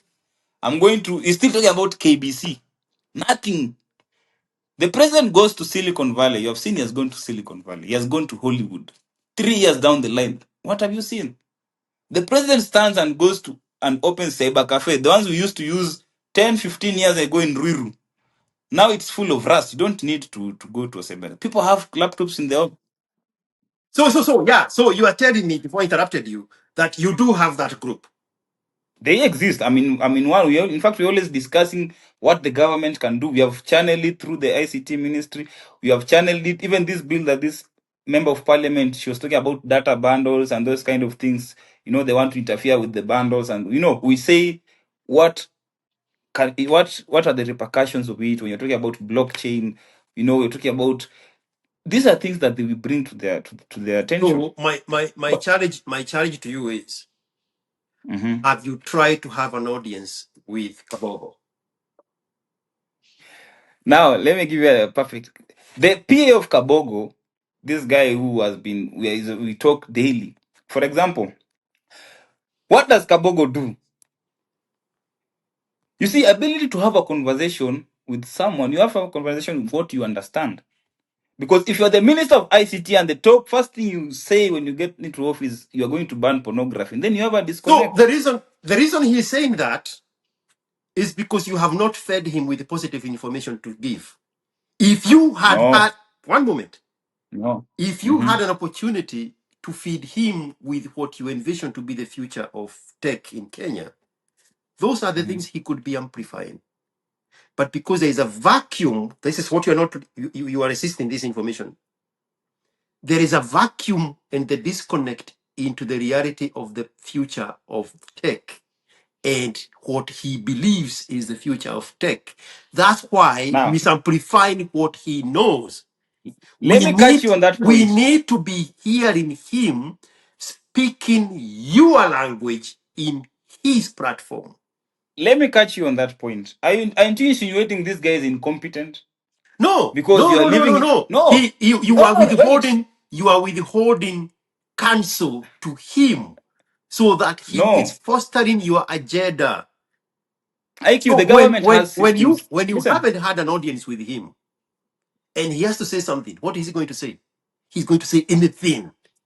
But but if you as a special interest group found audience in him, and then you sit him down and you explain these things to him thoroughly, then that becomes the message he amplifies.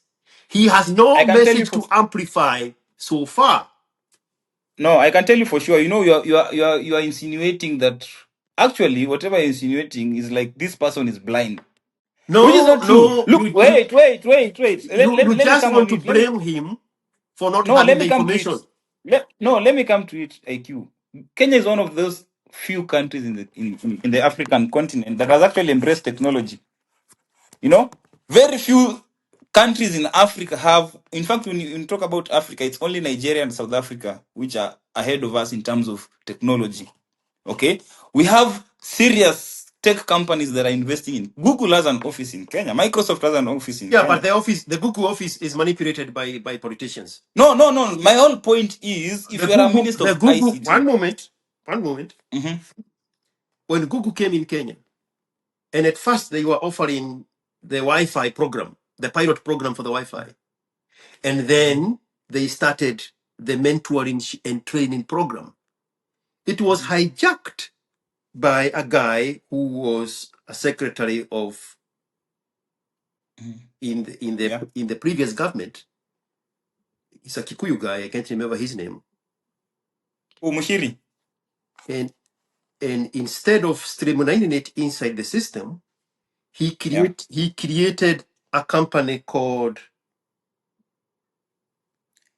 You're talking about, I think it was called Joe or somebody. Agila. Yeah, it's Joe. Yeah. He created a company called Agila Mm. and channeled the good intentions of Google in the Wi-Fi pilot program and the training program. He channeled it through Ajira, opened a school in Westland, and now it became about his school. Yeah. I have been there. That Ajira program, he stole it from Andrew Kibe when he was an assistant to Kirubi. When Kibe came from India and pitched the Ajira idea to Kirubi. No, I think you're deviating. Listen, No, what happened to Kibe? I'm telling you, Wait. I'm trying to show No, you how I know Joe Mushiri. In fact, he that's was his the name. CS of Time Uru. Yeah. Yes. So In fact, he's a very brilliant techie, he actually a Stanford techie guy. I know him.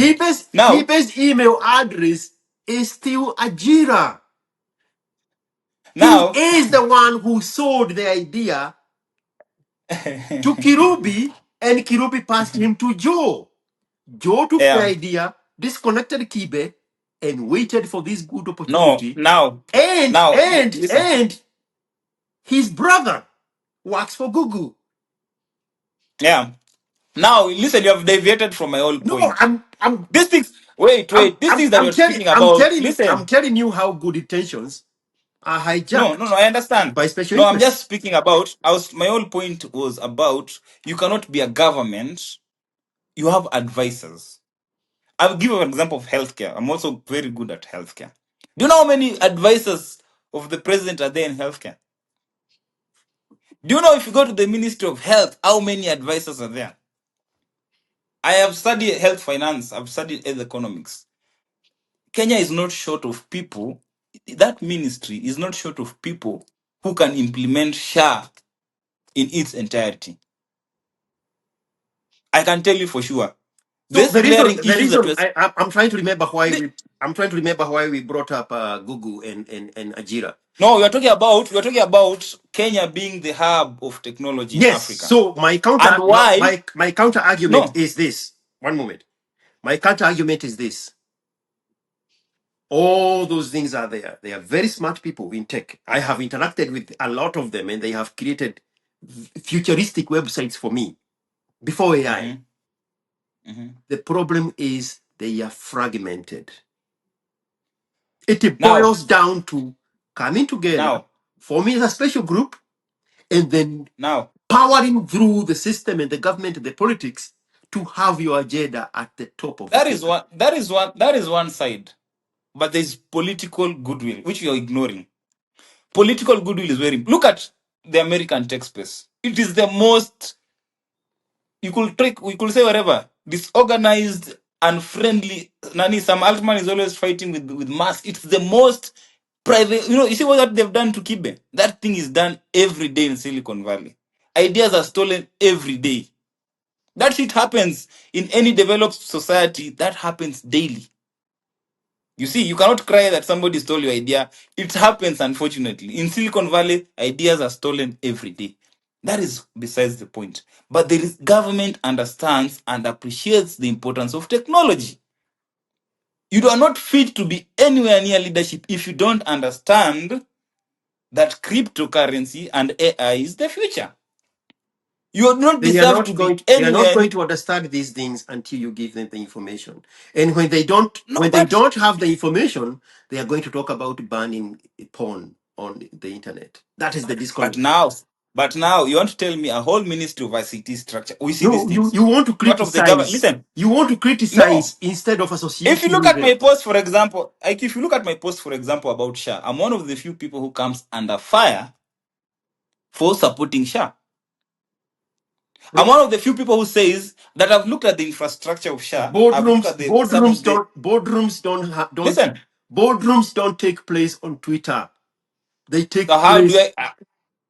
I myself, I What? know the. Finish that sentence. Listen, How do I let vote? me finish. How do I vote? Let me, exactly. Now you're talking about boardrooms. How do you Now vote? let me come to the boardrooms.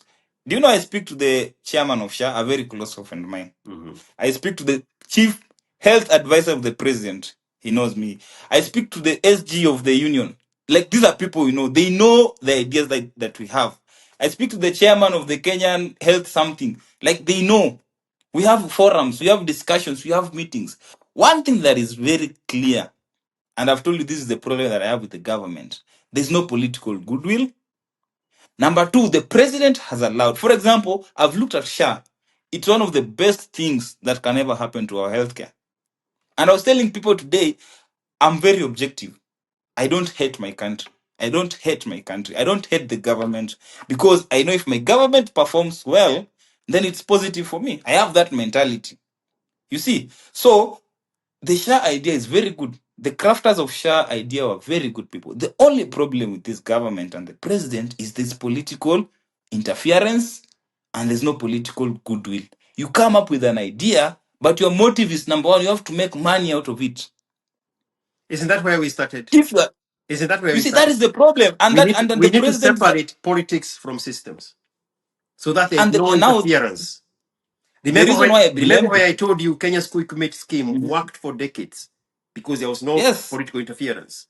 You see, now we cannot tell me, for example, look at the banking system. We have I've traveled, bro. I've traveled, and I can tell you, Kenya's fintech system is one of the best. Even in AE, we struggle with simple transferring money. They don't have mobile money. In UAE, you can't send money with the M-Pesa the way you do. We have one of the best, most efficient fintech systems in the world. And do you know why it's thriving? It's because they have no option but to adopt it. Everything now in Kenya is citizen you are paying through the fintech system. But there is a But problem see there, what? and you don't want to Wait, and you don't want to tackle no, that. no, no, no. Now Let me you come. just Let me one come. moment. You just opened a Pandora box. Mhm. Yes, M-Pesa system is a unique program. Has been in Mhm. operation for almost 20 years now, maybe more. Yeah. The problem is once it's adapted and it's working in the system, there are people looking into destroying it. Yes. Yes. Either Now, destroying it or now, fishing. now, Uh-huh. now, if you compare with America has Venmo and Yeah. has Square Cash up. and Cash App Uh, Zelle. Yeah. and Zelle. Zelle transfer money directly to your bank account Yeah. instantaneously. Yes. Yes. They have invested into the security systems to protect that program from fraud. Yes. Why? And I want you to listen to the question because you're too quick to respond. Why is there no an appetite on the side of Safaricom to invest in cybersecurity of the world class to protect this very efficient program and protect its own customers from fraud? And the same blame also now goes to Equity with Mwondi. Now, but IQ, I work with Americans and I've dealt with maybe they're old women. I've dealt with almost 10 cases of women who have been defrauded. Yes, by Nigerians. Yes. Me personally, I can tell you for sure, I have never been conned. I'm looking for a world class I have never been. You see, the other day I was security talking to system that someone. I know of. Let me see if I Yeah. can remember their name. You see, Mm. I'm talking. I talk to these clients of mine every day, even as late as last week. Somebody told me there was an effort to infiltrate his bank. His cash app has issues. In fact, there's a lady whose cash app was used for fraudulent cases. That's why you see IRS comes with limits of about over $10,000 a month. There are so many. And now from Zelle, Cash App, and Venmo, there are these intermediary platforms that are used to send money. SendWebs, World Remit, Remitly. Those programs feed into the American fintech system. But now you understand. You understand. Listen, listen, Even listen. the A lot of involvement, money. even the involvement of Wait, the wait, wait, IRS wait, wait, is because wait. A lot of everybody is coming Nigerians. together to protect this Wait, working wait. program. A lot of Nigerians have defrauded elderly Americans of millions of dollars. The ash puppies of this world. On Medicare and Social Security retirement programs. Yes, Yes. yes. So Yes. stealing, the issue of fraud in the fintech sector, it cuts across the world. Even in Dubai, it's Yes. worse. But I was in the consulate. where it Wait, happens, they make an example with the culprits. that's why I'm telling you. For example, in Kenya, You cannot personally, mention a high profile case where it was prosecuted now, to its fullest. now forget the ash puppy case, which is high, and this Nigerian lady the other day I saw her. This Nigerian lady. Now forget about the big money. Do you know how much money is stolen from the American system daily? That the FBI cannot even follow this is just 10,000. A lot Yes. of the education. What Doge was these things that Doge was picking up. Yeah. It happens daily. Yeah. Now that is one. So even in our Kenyan setting, personally, I've never lost any money from banking or M-Pesa. I use M-Pesa a lot, and so the issue of fraud is a problem. Yes, it exists, but we must admit that we are doing better. If less than 10% No, of no, the no, no, no, no, population no, are no. We wait, cannot accept 85% as good. We want it at 99%. no, it can never be. It It can can. never be. It Even can. it So can show me show. Unless in a very strict regulated country, but a country like US, a country like UAE.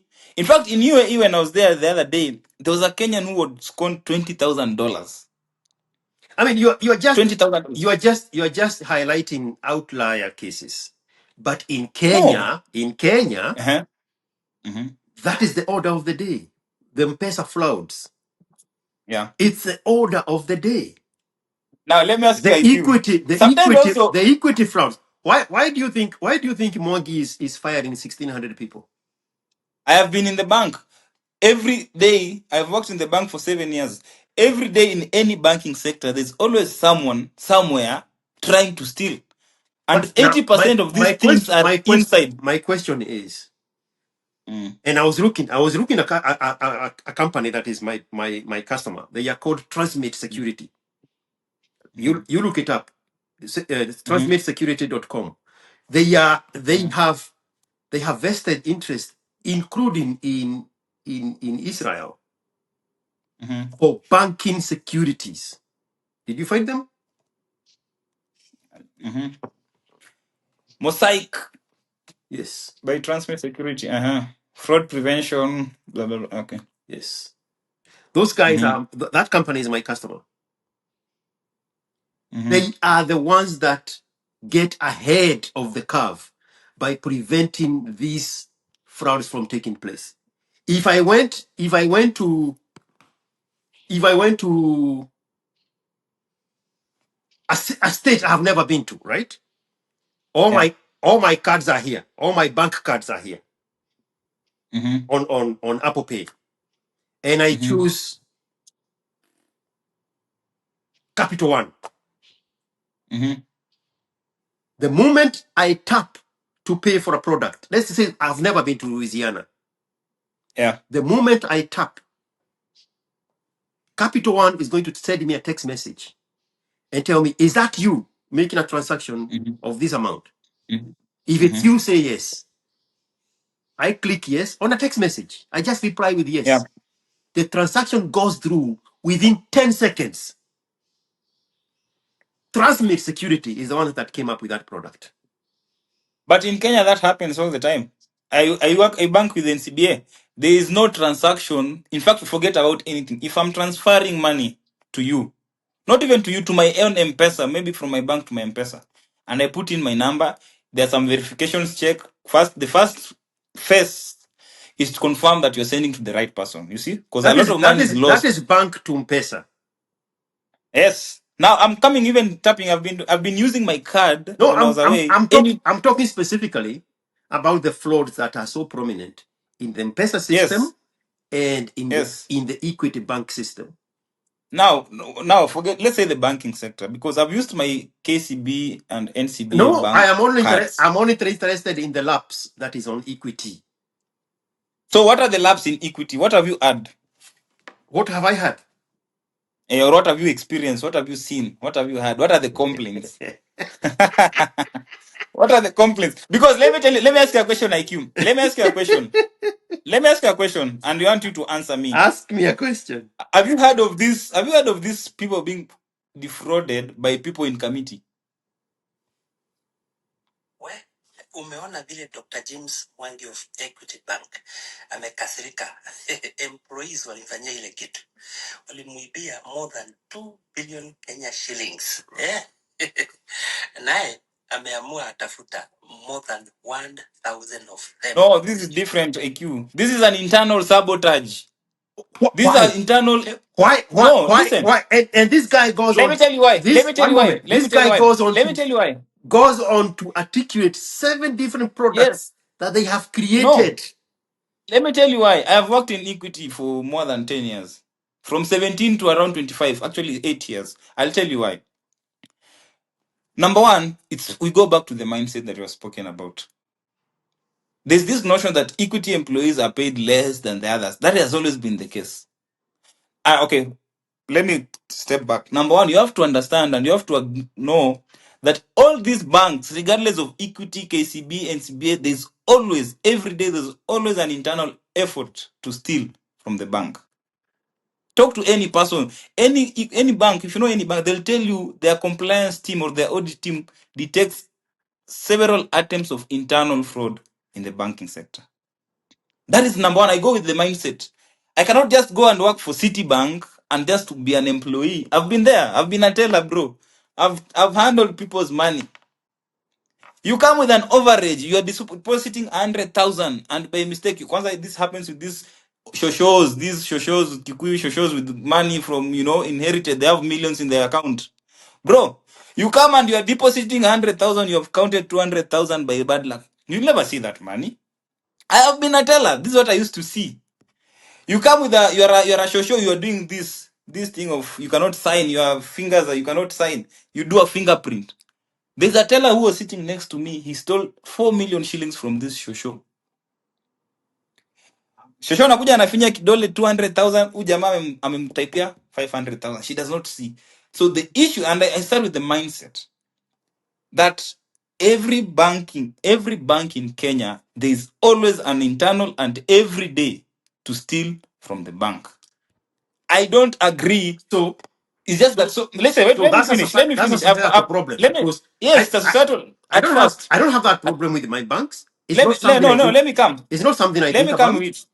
And another thing, I feel like people have been very unfair to Equity. I'm not defending it, but it just so happens that Equity, Equity has like 17 million active customers. It's the highest bank with the highest outreach. They collect. You cannot compare like NCBA and this. They have, from Yagatu. They always have. You go to any Equity bank, you'll find a line of 300 people. So it just so happens that Equity has a huge outreach. It's every part of this country. So these things come up, number one. But there's always an internal effort to, in fact, make sure this thing does not come out. Do you know that? These fraud cases are handled there are so many Equity employees that I know. The question When I went back to the school. question is, what are they doing about it? Yes. Now, if we look at this, Why can't of they course, they have, why can't they bring in a no, they have multinational tried. security firm like Transmit Security to streamline that problem? I was looking. I was looking at a news 2 weeks ago where the Banking Association of Kenya came back and said they lack expertise in cybersecurity. That was their. They lack enough. And that's another problem with our society. If for example this lady was caught creating a software that I don't know what finance bill, that is somebody that the government should perceive as an asset. You see, those are the people that actually develop our own systems, our own softwares.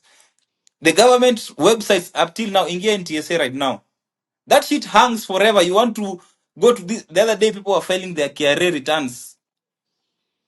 There was a lot of hanging. Not to tell me that we don't have people who have expertise. We have, my close friend is actually a very senior engineer for Microsoft. From here in Nairobi, he earns $6,000, $7,000 per month. The other day, they were being laid off. He was one of the few people who held this job back because he's quite good. So why are they not offering their services as a consultant at KRA? Now that is another. Now that's what I'm telling you. The government lacks The political problem, we goodwill. need to ban the word government from Kenya, No, so that people but start everything is think now. so that people start But you see thinking now, outside of let me ask politicians. you a question. I was looking at the other day. There's another guy in LinkedIn, and this post was shared even on X, and it was a tech person complaining. Not, in fact, it was a foreigner, a white guy who had come, a tech here, and he says in Kenya you can't make anything, you can't build anything meaningful in the tech space unless you work with the government. If So I have my that's the product same will only hit problem. $1 million. That's the same problem we've been tackling now for 45 minutes. Yeah. The You reason these see, things fail is because they are attached to the lifespan of a politician. yes. So the And the solution is politicians have to made it, the politicians have made it very convenient for them because they know this is where they're going to make the money. Look at yes. what they've done with eCitizen. The guy who built eCitizen, it's only until recently that we had somebody has moved vote, the money is going to go somewhere. You see, now there's political interference. Yeah, And that's why I blame. e-citizen is a private product. Yes. He offers the But you services to the see, government. yes. He charges But you see, commission there's for the a services. yes. But if you go and read the news about what happened recently, the current government has come in and has interfered with where the money is going. Because there was the money used to flow from there to the central bank. Go and see. So somebody has come into power, and for them, they see I have to make something out of every sector. And that is the problem. Even healthcare, this share is a very beautiful thing. But do you know what 100 billion? That's why I blame. You cannot tell me that you. Do you know what 100 billion shillings can do? A lot. A A lot. lot. Now, Yes. how do you justify you have spent 100 billion shillings? The Auditor General was there the other day. You have spent 100 billion shillings and things are still hanging. Is that the woman? Yes. The one who always have So, trouble explaining why things are not working the way they're supposed to so work? now that's why I have now we are talking about why I have a problem with Ruto. I'm not now. Let me give you as my conclusion why I have a problem with Ruto. I don't belong to the idea that Ruto should have done magic in the last 2 years. It's almost impossible. Yeah. I don't think that Ruto should have built all these things within 2 years. No. I don't belong to that kind of notion. In fact, I extend him some grace. In Kenya, the first 1 year after Raila has opposed the election, 1 year is gone. Yeah. Then people start looking for power. There's a lot of distractions in government. That one, I don't think that he should have done more in the second year. However, there are some areas that show you really mean well for the country. There is nothing that justifies you spending 100 billion on this thing and it's still here. That is just looting. That's So just looting. tell me, right? Mhm. If he is I if he is well intentioned, Yes. but he has to look for people to work with, and they come from the same pool of people that loot vehicles when they overturn in Maimahiu No, no, no, no, no, no, and no. People come Bikaru. from. Let me ask a question. Look at after after dismissed his cabinet. Do you tell me? You want to tell me that he can? I was going to come there. I will No, tell no, you. no. Do you want to tell me that he can only find One Kipchumba moment, Murkomen as one the moment, best CS? one moment. Yeah, I'll tell you what I think happened. yeah. He realized there is nobody else there. He bailed your No, ego no, until you and your buddies stop smoking marijuana and fucking in no, parks and offer no. yourself for the service to the country. Ah. IQ. Kenya has a lot of brilliant people. You are one of those people. Brilliant people. You are one Now of let me those ask you a people. question. Let me ask you a question. Do you want to tell me the president just sat down and looked round and round and round, and so there's this lady called hey, there's this lady she has appointed who let's talk about this lady who is the recent CS for culture wherever who goes you Political appointments yes are rewards. exactly. So Political what you should have appointments are said rewards for support.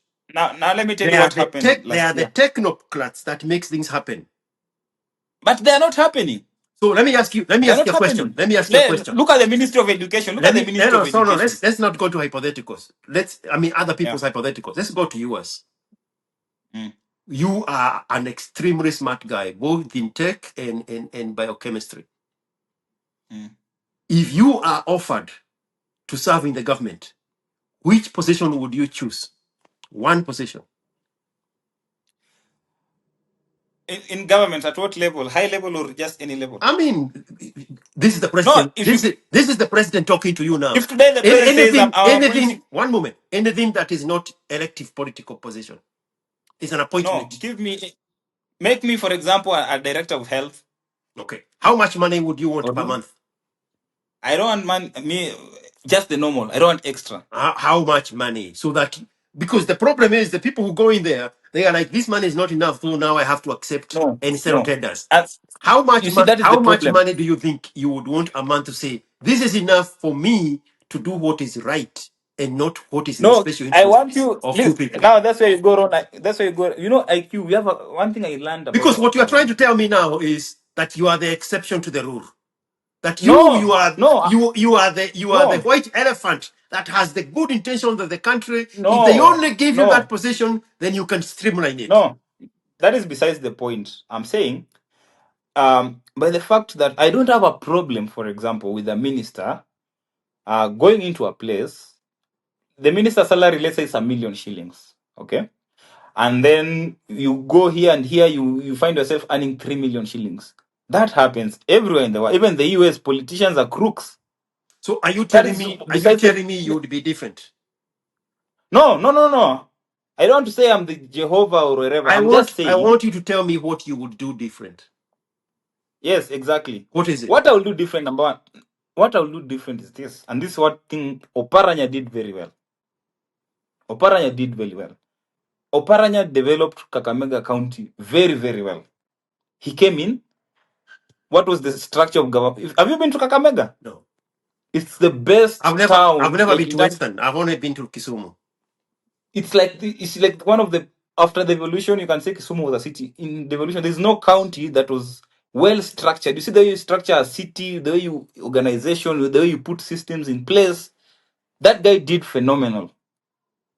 You see, that does not say he did not steal one, two, three things. But I don't have a problem with Ruto being a billionaire. No, I'm still wanting to catch what your imagination of a good leader is. That's why Yes, I'm offering you director of medical health. yes, Okay. simple. Okay. Now I'm the direct. What would you change? I'll change the structure that exists because I feel like we are working on the archaic structure.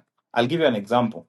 There's a lot of wastage in the Ministry of Health simply because somebody is in the ministry, somebody wants to eat from the nursing council, another person wants to eat from the doctor's council, another person wants to eat from the dentist council. You saw what happened yesterday. Duale, I don't know, dismissed who and who. There's no need for that. There's room for quackism. The other day you saw there are a lot of. Can you imagine having a ghost worker? You're going to a hospital and you're meeting a plumber treating you. The pillars of healthcare are very clear. Isn't that the same problem that Siba Arati was tackling with when he became governor of Kisii? No, there's a concept of ghost workers across the country, but it's different when the ghost worker is from the system that is supposed to regulate healthcare. Our healthcare regulatory system is so disintegrated intentionally for corruption, and what it does, it brings incompetence. So what do? That's why I told you, you have an authority. You have social health authority. You know, people confuse SHA for one. The government has made SHA appear to be like it's a health financing system alone, and that's where the problem. So when you hear about SHA, you just talk about it's not working, it's not paying. No, SHA can do a lot. So tell me, Inte- because you are familiar with the American system. What Mm. is the equivalent of SHA? Is it like Medicaid, Medicare, private insurance? What is Yeah. it? No. So SHA as it is, it's an equivalent of Medicare and Medicaid. Okay. So SHA has three It's arms. a government sponsored It's a health. it's a social, yeah, it's a social health insurance. It's more like, in fact, it has the Robin Hood approach like Obamacare, Okay. where the rich are contributing more than the poor. So it's like that. But you see now, that is a misnomer. It's a social health authority. It should be a social health insurance fund. Yeah. Now look at Dubai. Dubai has what we call Dubai Health Authority. What it does, it number one deals with regulation. So it verifies your eligibility, your qualification, and that. Number two, it sets guidelines and policies that every And hospital must comply to. enforce insurance cover. Yes, Yeah. yes. Number three, it is responsible for the development of healthcare technology. Mm. Interoperability, that you can go to hospital A and tomorrow go to hospital B and still have your data there. You know what happens in Kenya? I see you in Muranga, you do the exact tests. You come to KNH, you are told to go and do the exact same tests. Cost. There is no So there's no continuity of care. centralized data sharing. Yes, Yeah. yes. No, so that you have loosening of care. That's where misdiagnosis comes in. That's where mismanagement comes in. Okay. So what does Dubai Authority do? It has a technological arm that actually deals with digital health intervention. Mm-hmm. What does it do? It has an arm that leads in research. So Dubai, there's a place, a designated place called Dubai Health City. If you look at my WhatsApp profile picture, that is, I took it there, Dubai Health City. So that's where everything development, everything technology, everything healthcare, everything health tourism. So people go to Dubai for plastic surgery, lip job. So the government has realized that this is an opportunity for us. People come from Uganda here. Magufuli died here. The elites come from this and come here to Nairobi. So one of the arm of this government, you're supposed also to see business angle of healthcare. That one does not happen. Why is SHA not capable of funding itself? No. And that's a good point, because I think the government needs to get out of the way of health delivery. Yes. Yes.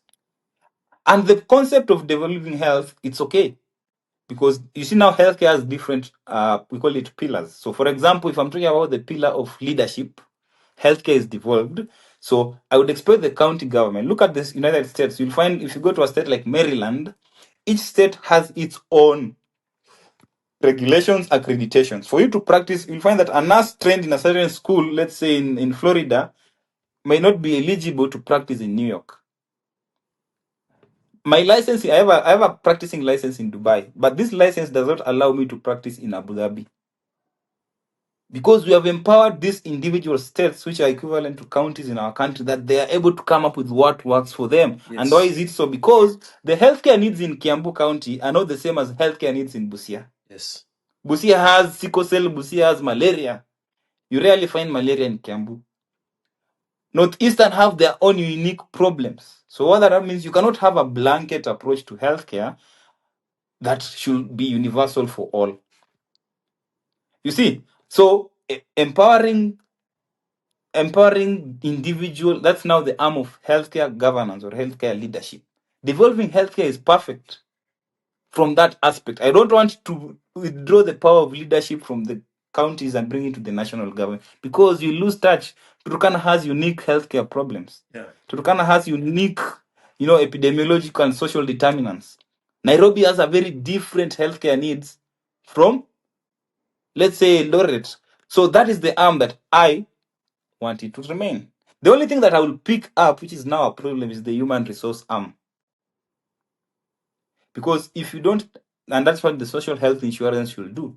Because if you don't regulate the human resource arm, that's why you see quacks at the farthest corner of Busia doing that. Even what happens in Dubai, you can easily go in a hospital, the doctors are listed on their website. So I go to this website, I'm in this hospital. So these are the doctors here. So you have a lab coat, okay, who are you? I can actually assess if you are really a doctor or not. Now, how do you integrate this? Just having a centralized human resource aspect for all people. You don't need nurses. Now, for example, have a look at it. Doctors have it's called KMPDC somewhere near Kenya Defense Area. Dentists have theirs in Upper Hill. Nurses have, so you're wasting government resources. You're paying rent for just have one building, different departments, harmonize it. That's the same with the UK. They have NHS. Mm-hmm.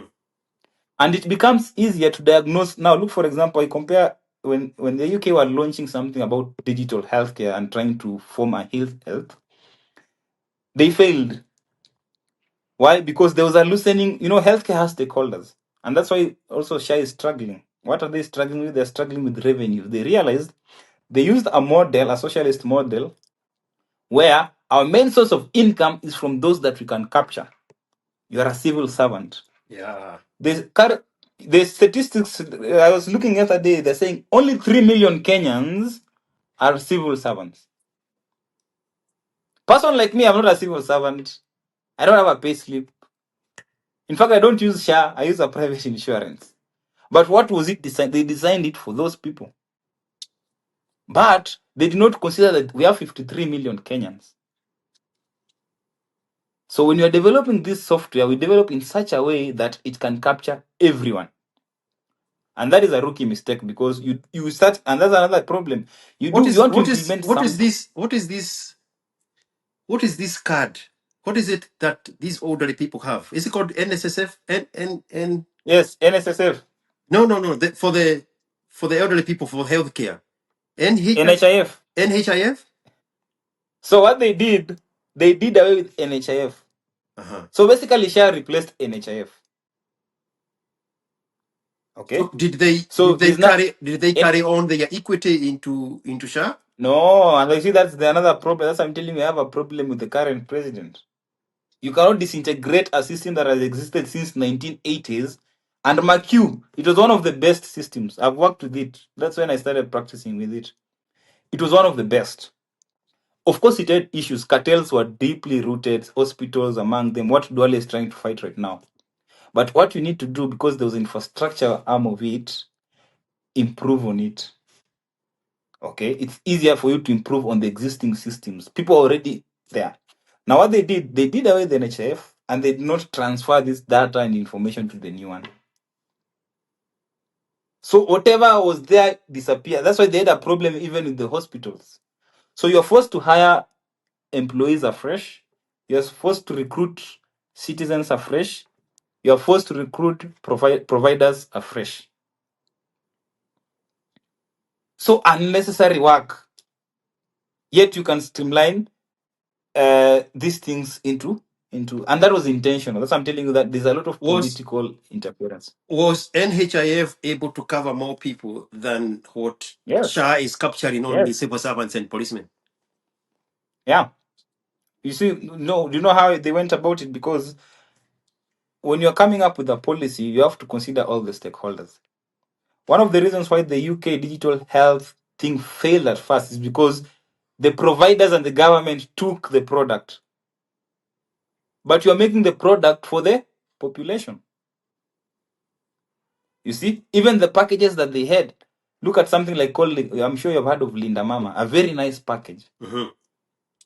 You see, the government did well, and that's why I like the Kibaki and the early Uhuru time. They did well in convincing people about, they are seeing the results of NHIF. What the government has done, they are coming bullish. If you don't do this, we're going to do this. If you don't do, you cannot force someone to have health insurance.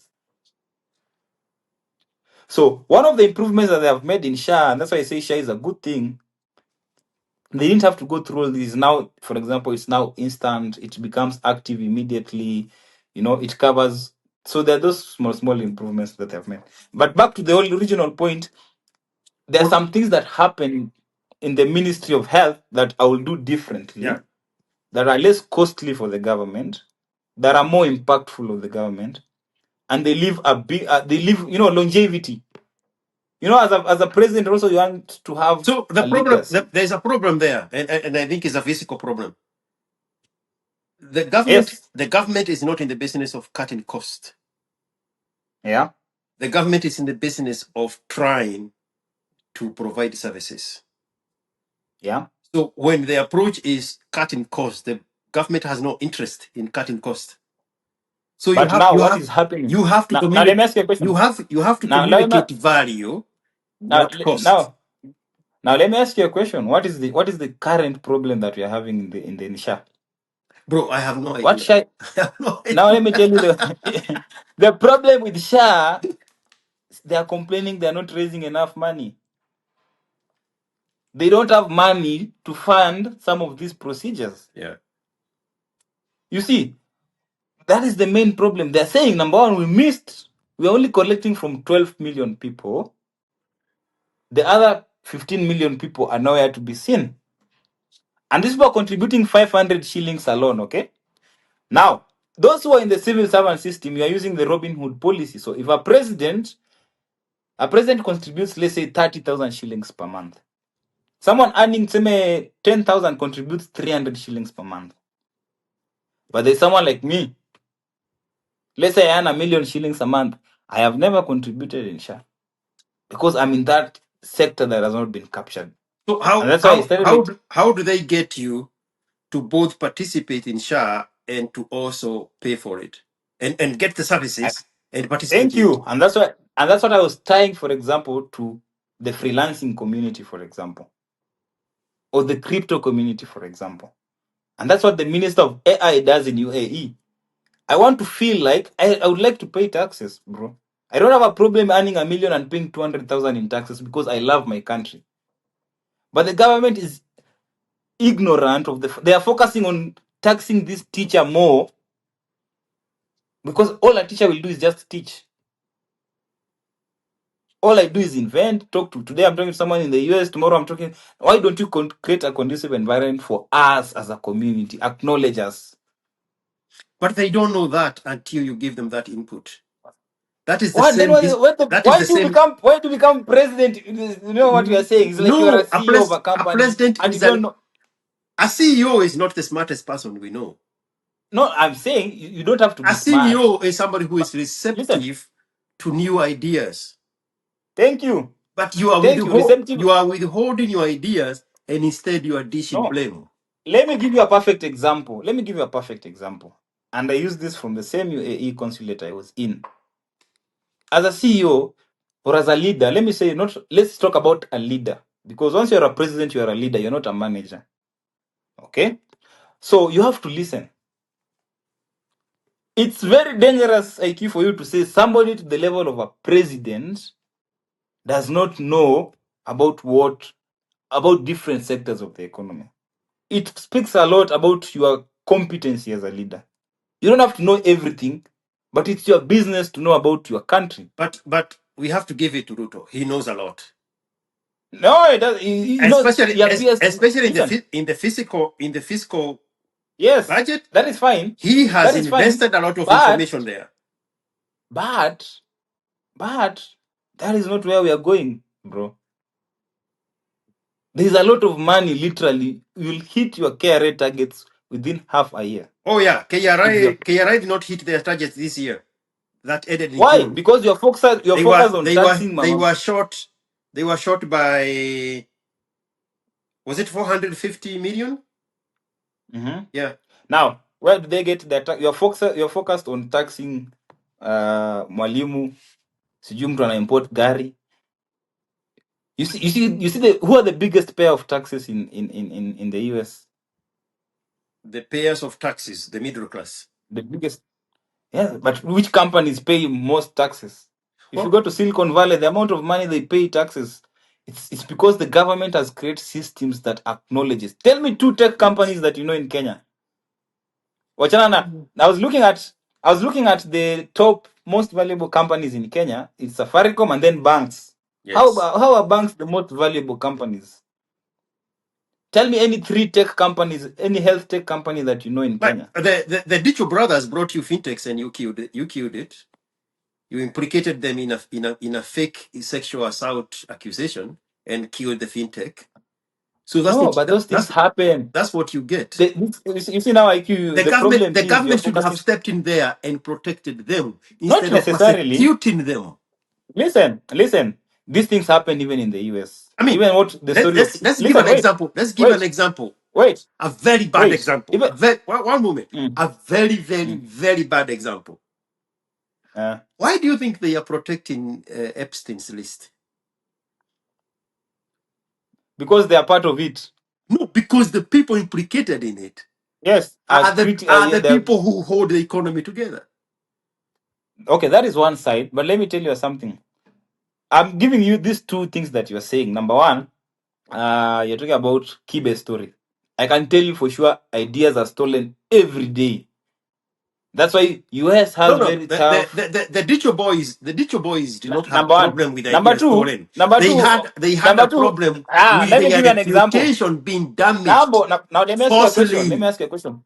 What Falsely. happened to the astronomer CEO? I mean, that's a dick-driven move. No, But these brothers were seen. These brothers were seen on hotels shouting, doing whatever. The moment you're at that level, listen. The moment you're at that level, I don't think those people are cancelled enough to say that their product died. No, no, Peop- it took a very long time for the truth to come out, and much of it was by design, by the hotel. One moment, by the hotel delaying the CCTV so that they can exonerate these boys quickly, to the point where, which is what they wanted, created anxiety with the investors, and the investors withdrew.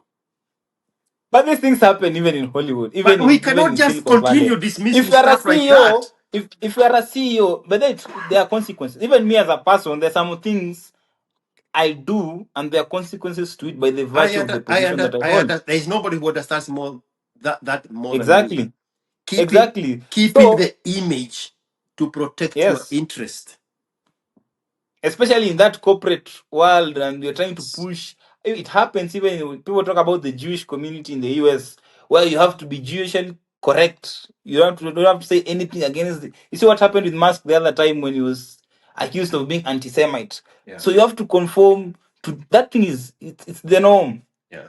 You see, but now the There is problem that is that is not personal even the issue responsibility and discipline also that needed to that, do that you there. exactly that you have. And then our environment, our market, I still go back to the whole point about conducive. People talk about conducive environment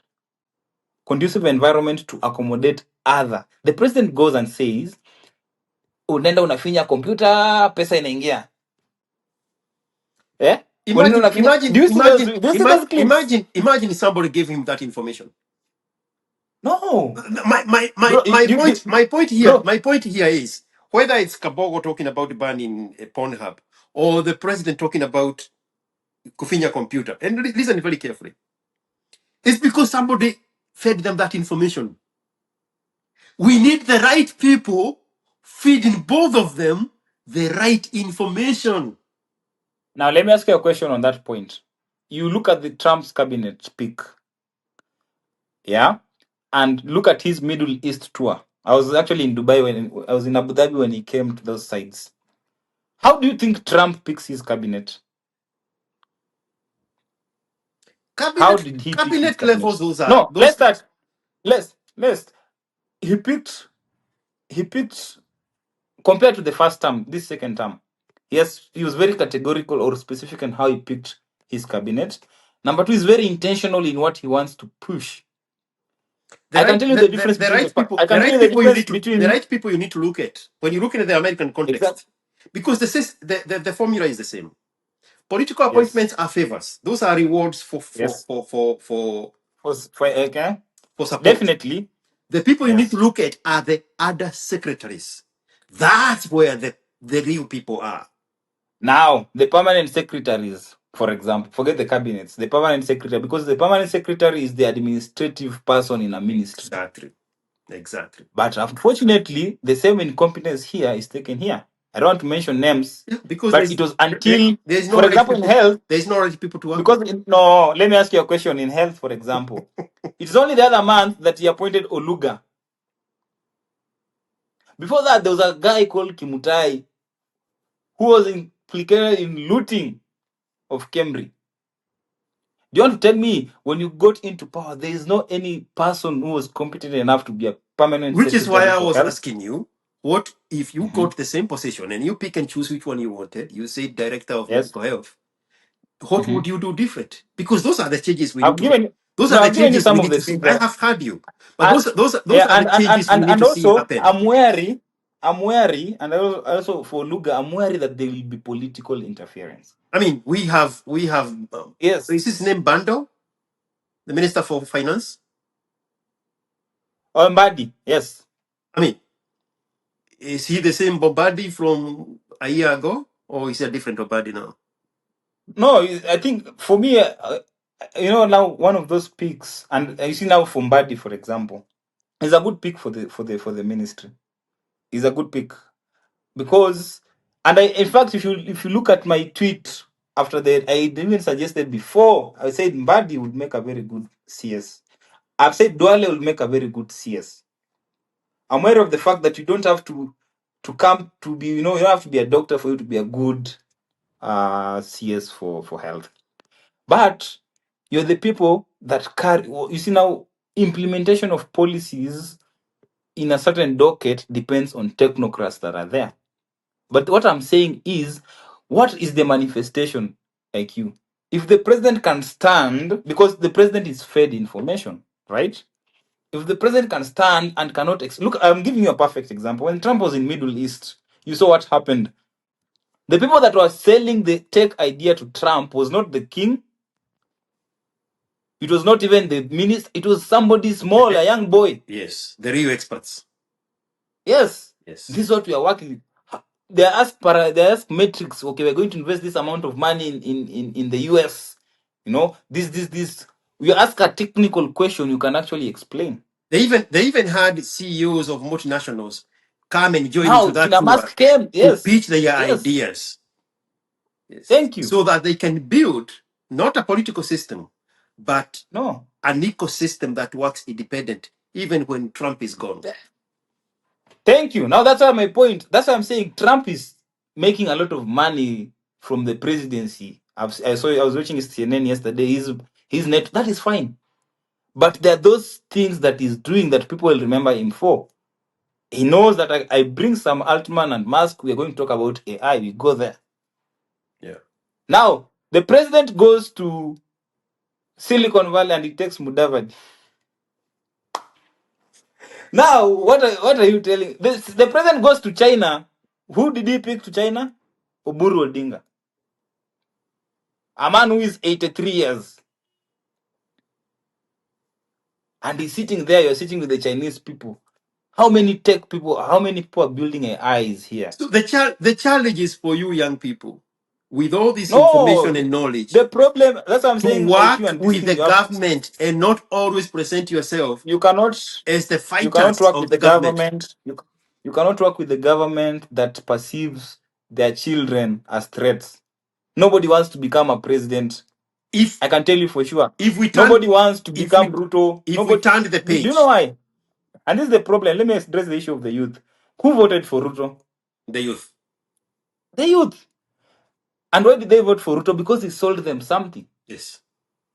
Utakuwa unakaa kwa nyumba unafinya computer ndio hiyo. Utakuwa na these youths are the ones who voted for Ruto overwhelmingly. But also, And some of these things, listen, also and some of these things, for example, majority of the jobs that he has helped create has also gone to the same youth. but that is fine, but you are dealing with a different group of youth. Hang on one second. The literacy Let levels. me pick up some cold water here. Okay.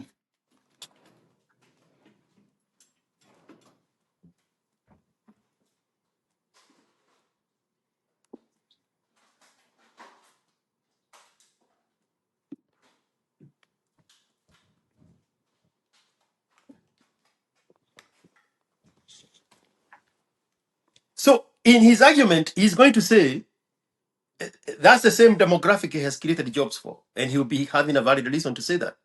He will count Now, 150,000 here, 450,000 here, in this sector, in this other sector, then it will be a valid point. What he's now missing, you see is listen. your input. No, you see now you know your demo. That's what I'm saying. Another problem I want to tell you about issues that happen in our society across government and across private sectors. People don't consume data. If you are a president and you don't consume data, it becomes difficult for you to lead. If you don't have the people to prepare the right data for you, Wait. then there is the Wait. Why do they vulnerability have? of Why do both they? not consuming the right data and not consuming How the many? data. How many cabinet meetings has this man held? How many times have we seen him holding what? We What is need the purpose of a cabinet meeting? The cabinet meeting means your minister for education has come and prepared you with data that this year, this number of people have graduated from the university. This number of people are transitioning from primary to secondary school. That's why you have a cabinet. You're not a dictator. You have a cabinet that feeds you information. You have an intelligence unit that feeds you information. If you have a cabinet secretary who cannot tell you that this number of hospitals are having these challenges, that this number of doctors are having this challenge, then you have to fire these people and hire the right person. Your inability to detect this as a president makes you an incompetent president. Because the president's work is to rely on the information that's why you see Trump standing there. So Every finish minister will give that an sentence. update. Finish that sentence. The You president's see, job is to rely on the information he's been fed. thank you. Or And that I'm means, asking, wait, or I'm wait, challenging you on for that is point. to find a way to influence the messaging. Now, on that point, but you see now, it is who is the appointing authority? The president. But The president decides who. Wait, he the only works president with what decides who he's is the dealt with. minister. The president decides who is the permanent secretary. The president decides who is the head of the parastatal. Okay, it's the president. Now, what does he do? You're supposed to see. I'm looking at technology in Kenya. If you have kids, you have kids who are in the technological era. Trump has Barron, has the Donald Trump's juniors. They tell him that the tech is going like this. You cannot tell me the president does not know what is happening So I'm sitting down at this point. You have gone to the US. You know, you have gone to China. You are seeing what the point is. I assume when you go there, you're doing benchmarking. You have gone to Nvidia. You have told this is a $4 trillion company. If you are an intelligent person, you'll say, $4 trillion. Even the whole of Africa is not even this level. But you have had access to Nvidia. So what do? Who have you taken there? How can we benefit from this? So why did he go there without you? Because he's an optic president. No, because you had not He's a president of optics. you had not presented your And let me tell services you an to the example. country. Let me tell you an example. You had Our not president presented is your services to the country. no. Our president is juvenile. No, Unfortunately, that's a let me tell you petty. That's why. a petty insult. Let me tell. No, it's not petty. Let me tell you why. It's not going. It's not Let, going to. It's not going to no. yield Let me explain. any cohesion. Let me explain. Let me explain why or let me say childish. Childish. I You don't. I see, don't. I don't. I don't think. I don't think there is 100 people who are as smart as Ruto is in Kenya. no smart. No. Wait. Smart in what parameters? You can be Information. politically smart. You can be politically. Information. Now, thank you. He's So, a very well-rounded human being. and that's why we ask ourselves, why are you not seeing this? If you are very good at picking Because he does information, not have you to work with. then Because how? you are Then not then organized. no, bro. These people can pick you in your house. Even now, when I'm speaking, the DCI can come for me because I've said it's juvenile. He can, No, I can be speaking right here, and people knock on my door. no. So, I want them to pick you for you to be of service to the country. and you see now again, let me tell you another It's thing the that I only speak way about. the country is going to benefit. Now, let me ask you a question. You see, okay, my diagnosis of Ruto's problem. Ruto has the ability to win the election in 2027 very easily. Those are politics. The only Those are listen, politics. listen. The only problem is that he approaches everything politically. There is no a balance of the reason why Raila people came. Do Listen, you know which the reason country? Do you know which country Ruto is president of? which one? Which country is Ruto president of? Simi ajua hii yetu. Ama there's another one. Kenya. Yes, Have you met Kenyans? I have met Kenyans. Kenyans. You can argue people are different, but Do you know what it takes to? okay. Do you know what it takes to bring Kenyans to agree on one thing? But you don't have There to is agree on nothing Kenyans everything. agree on. Nothing. Listen, even look at where you stay. You people disagree on the most basic of things. Yes, but You have, you see the point. as Listen. citizens, Yes. we leave those things to the ruling class. No, let me ask you a question. No, let me ask you a question. We don't muddy our No, waters listen. with non-stop interference Listen. of the political class Listen. dealings. But that is not entirely true. In 2016, when Trump became president, immediately after he was sworn in, chaos, Special interest. impeachment, this. Listen. Special Yes. interest. But you see, the point is, Special America is that country interest. that, listen, if I compare Kenya and US, All those riots you're talking wait, about, all those no, riots you're wait, let me talking tell you. about are financed Mm. by the same special interest that That is fine. finance small boy Boniface Mwangi, George Now, let Soros, me, and Ford Foundation. now, what we agree, what is similar between Kenya and the US is that the politics never ends. Yes, But the difference between these two countries is there's a system that works. exactly. That the bare minimum I know for this other side, the bare minimum I have when I go to this hospital, I get services. Medicare and Medicaid, Social Security number, 401ks, they are not going to stop because based on who is the Yes, president. Those thank you. systems So are that is the problem rooted here. in I, the I core don't have a foundation of the problem with country. Ruto. I don't have a problem with Ruto being on rooftops every day and saying I don't have a problem with them fighting. They can fight. That is politics. It never ends. They can fight every day they want, but let us have basic systems. You cannot tell me I've gone to school and then the only work you can get me is affordable housing. I go and become a mason. But that's not for you. Why are you bothered by that? So how many people are We graduating just from? agreed. Now let me ask you a question. We just Let's agreed. talk One about moment, let's. Daktari. We just agreed Mm. that you would serve the country best as a director of medical services. Don't worry about what Wamejenga. Just Now let me ask focus you a on question. Now that. let's talk about Let's doctors, find for out. Let's example. find a way to put you in the board of medical services Now decision making. let me ask you a question. Now let me ask you a question. Every year we have like 8 medical schools. So every year we have about 1,500 doctors being released to the market, just doctors. So we have a total of about 5,000 doctors who are unemployed. They apply to they can't get a place to work. Okay? These people are educated by the same government. This is a perfect example. You saw the interns, you have finished school 2 years ago, you have not gone to internship. Yet the same number keeps growing, keeps growing. It's not that the hospitals are full of doctors. It's not that the ratio of population to doctors is it's very low. So if you are a government and you educate these people through medical school, you actually pay for their school fees, you actually pay for their internship, but you are incapable of observing these people into the system. Whose failure is that? The failure You is can politic all you want, one moment. but you can have a smooth. Let's talk about the teachers. No. You train these people. Let's stay on the doctors and also the Yeah. teachers. The government needs to get out of the way of being teachers and doctors' employer. That's it. If the But you see now, government stopped employing doctors, if the government stopped employing teachers, then they become a demand-based career where they go where they are needed when they are needed. You educate more when you need more. You stop educating them when you don't need them.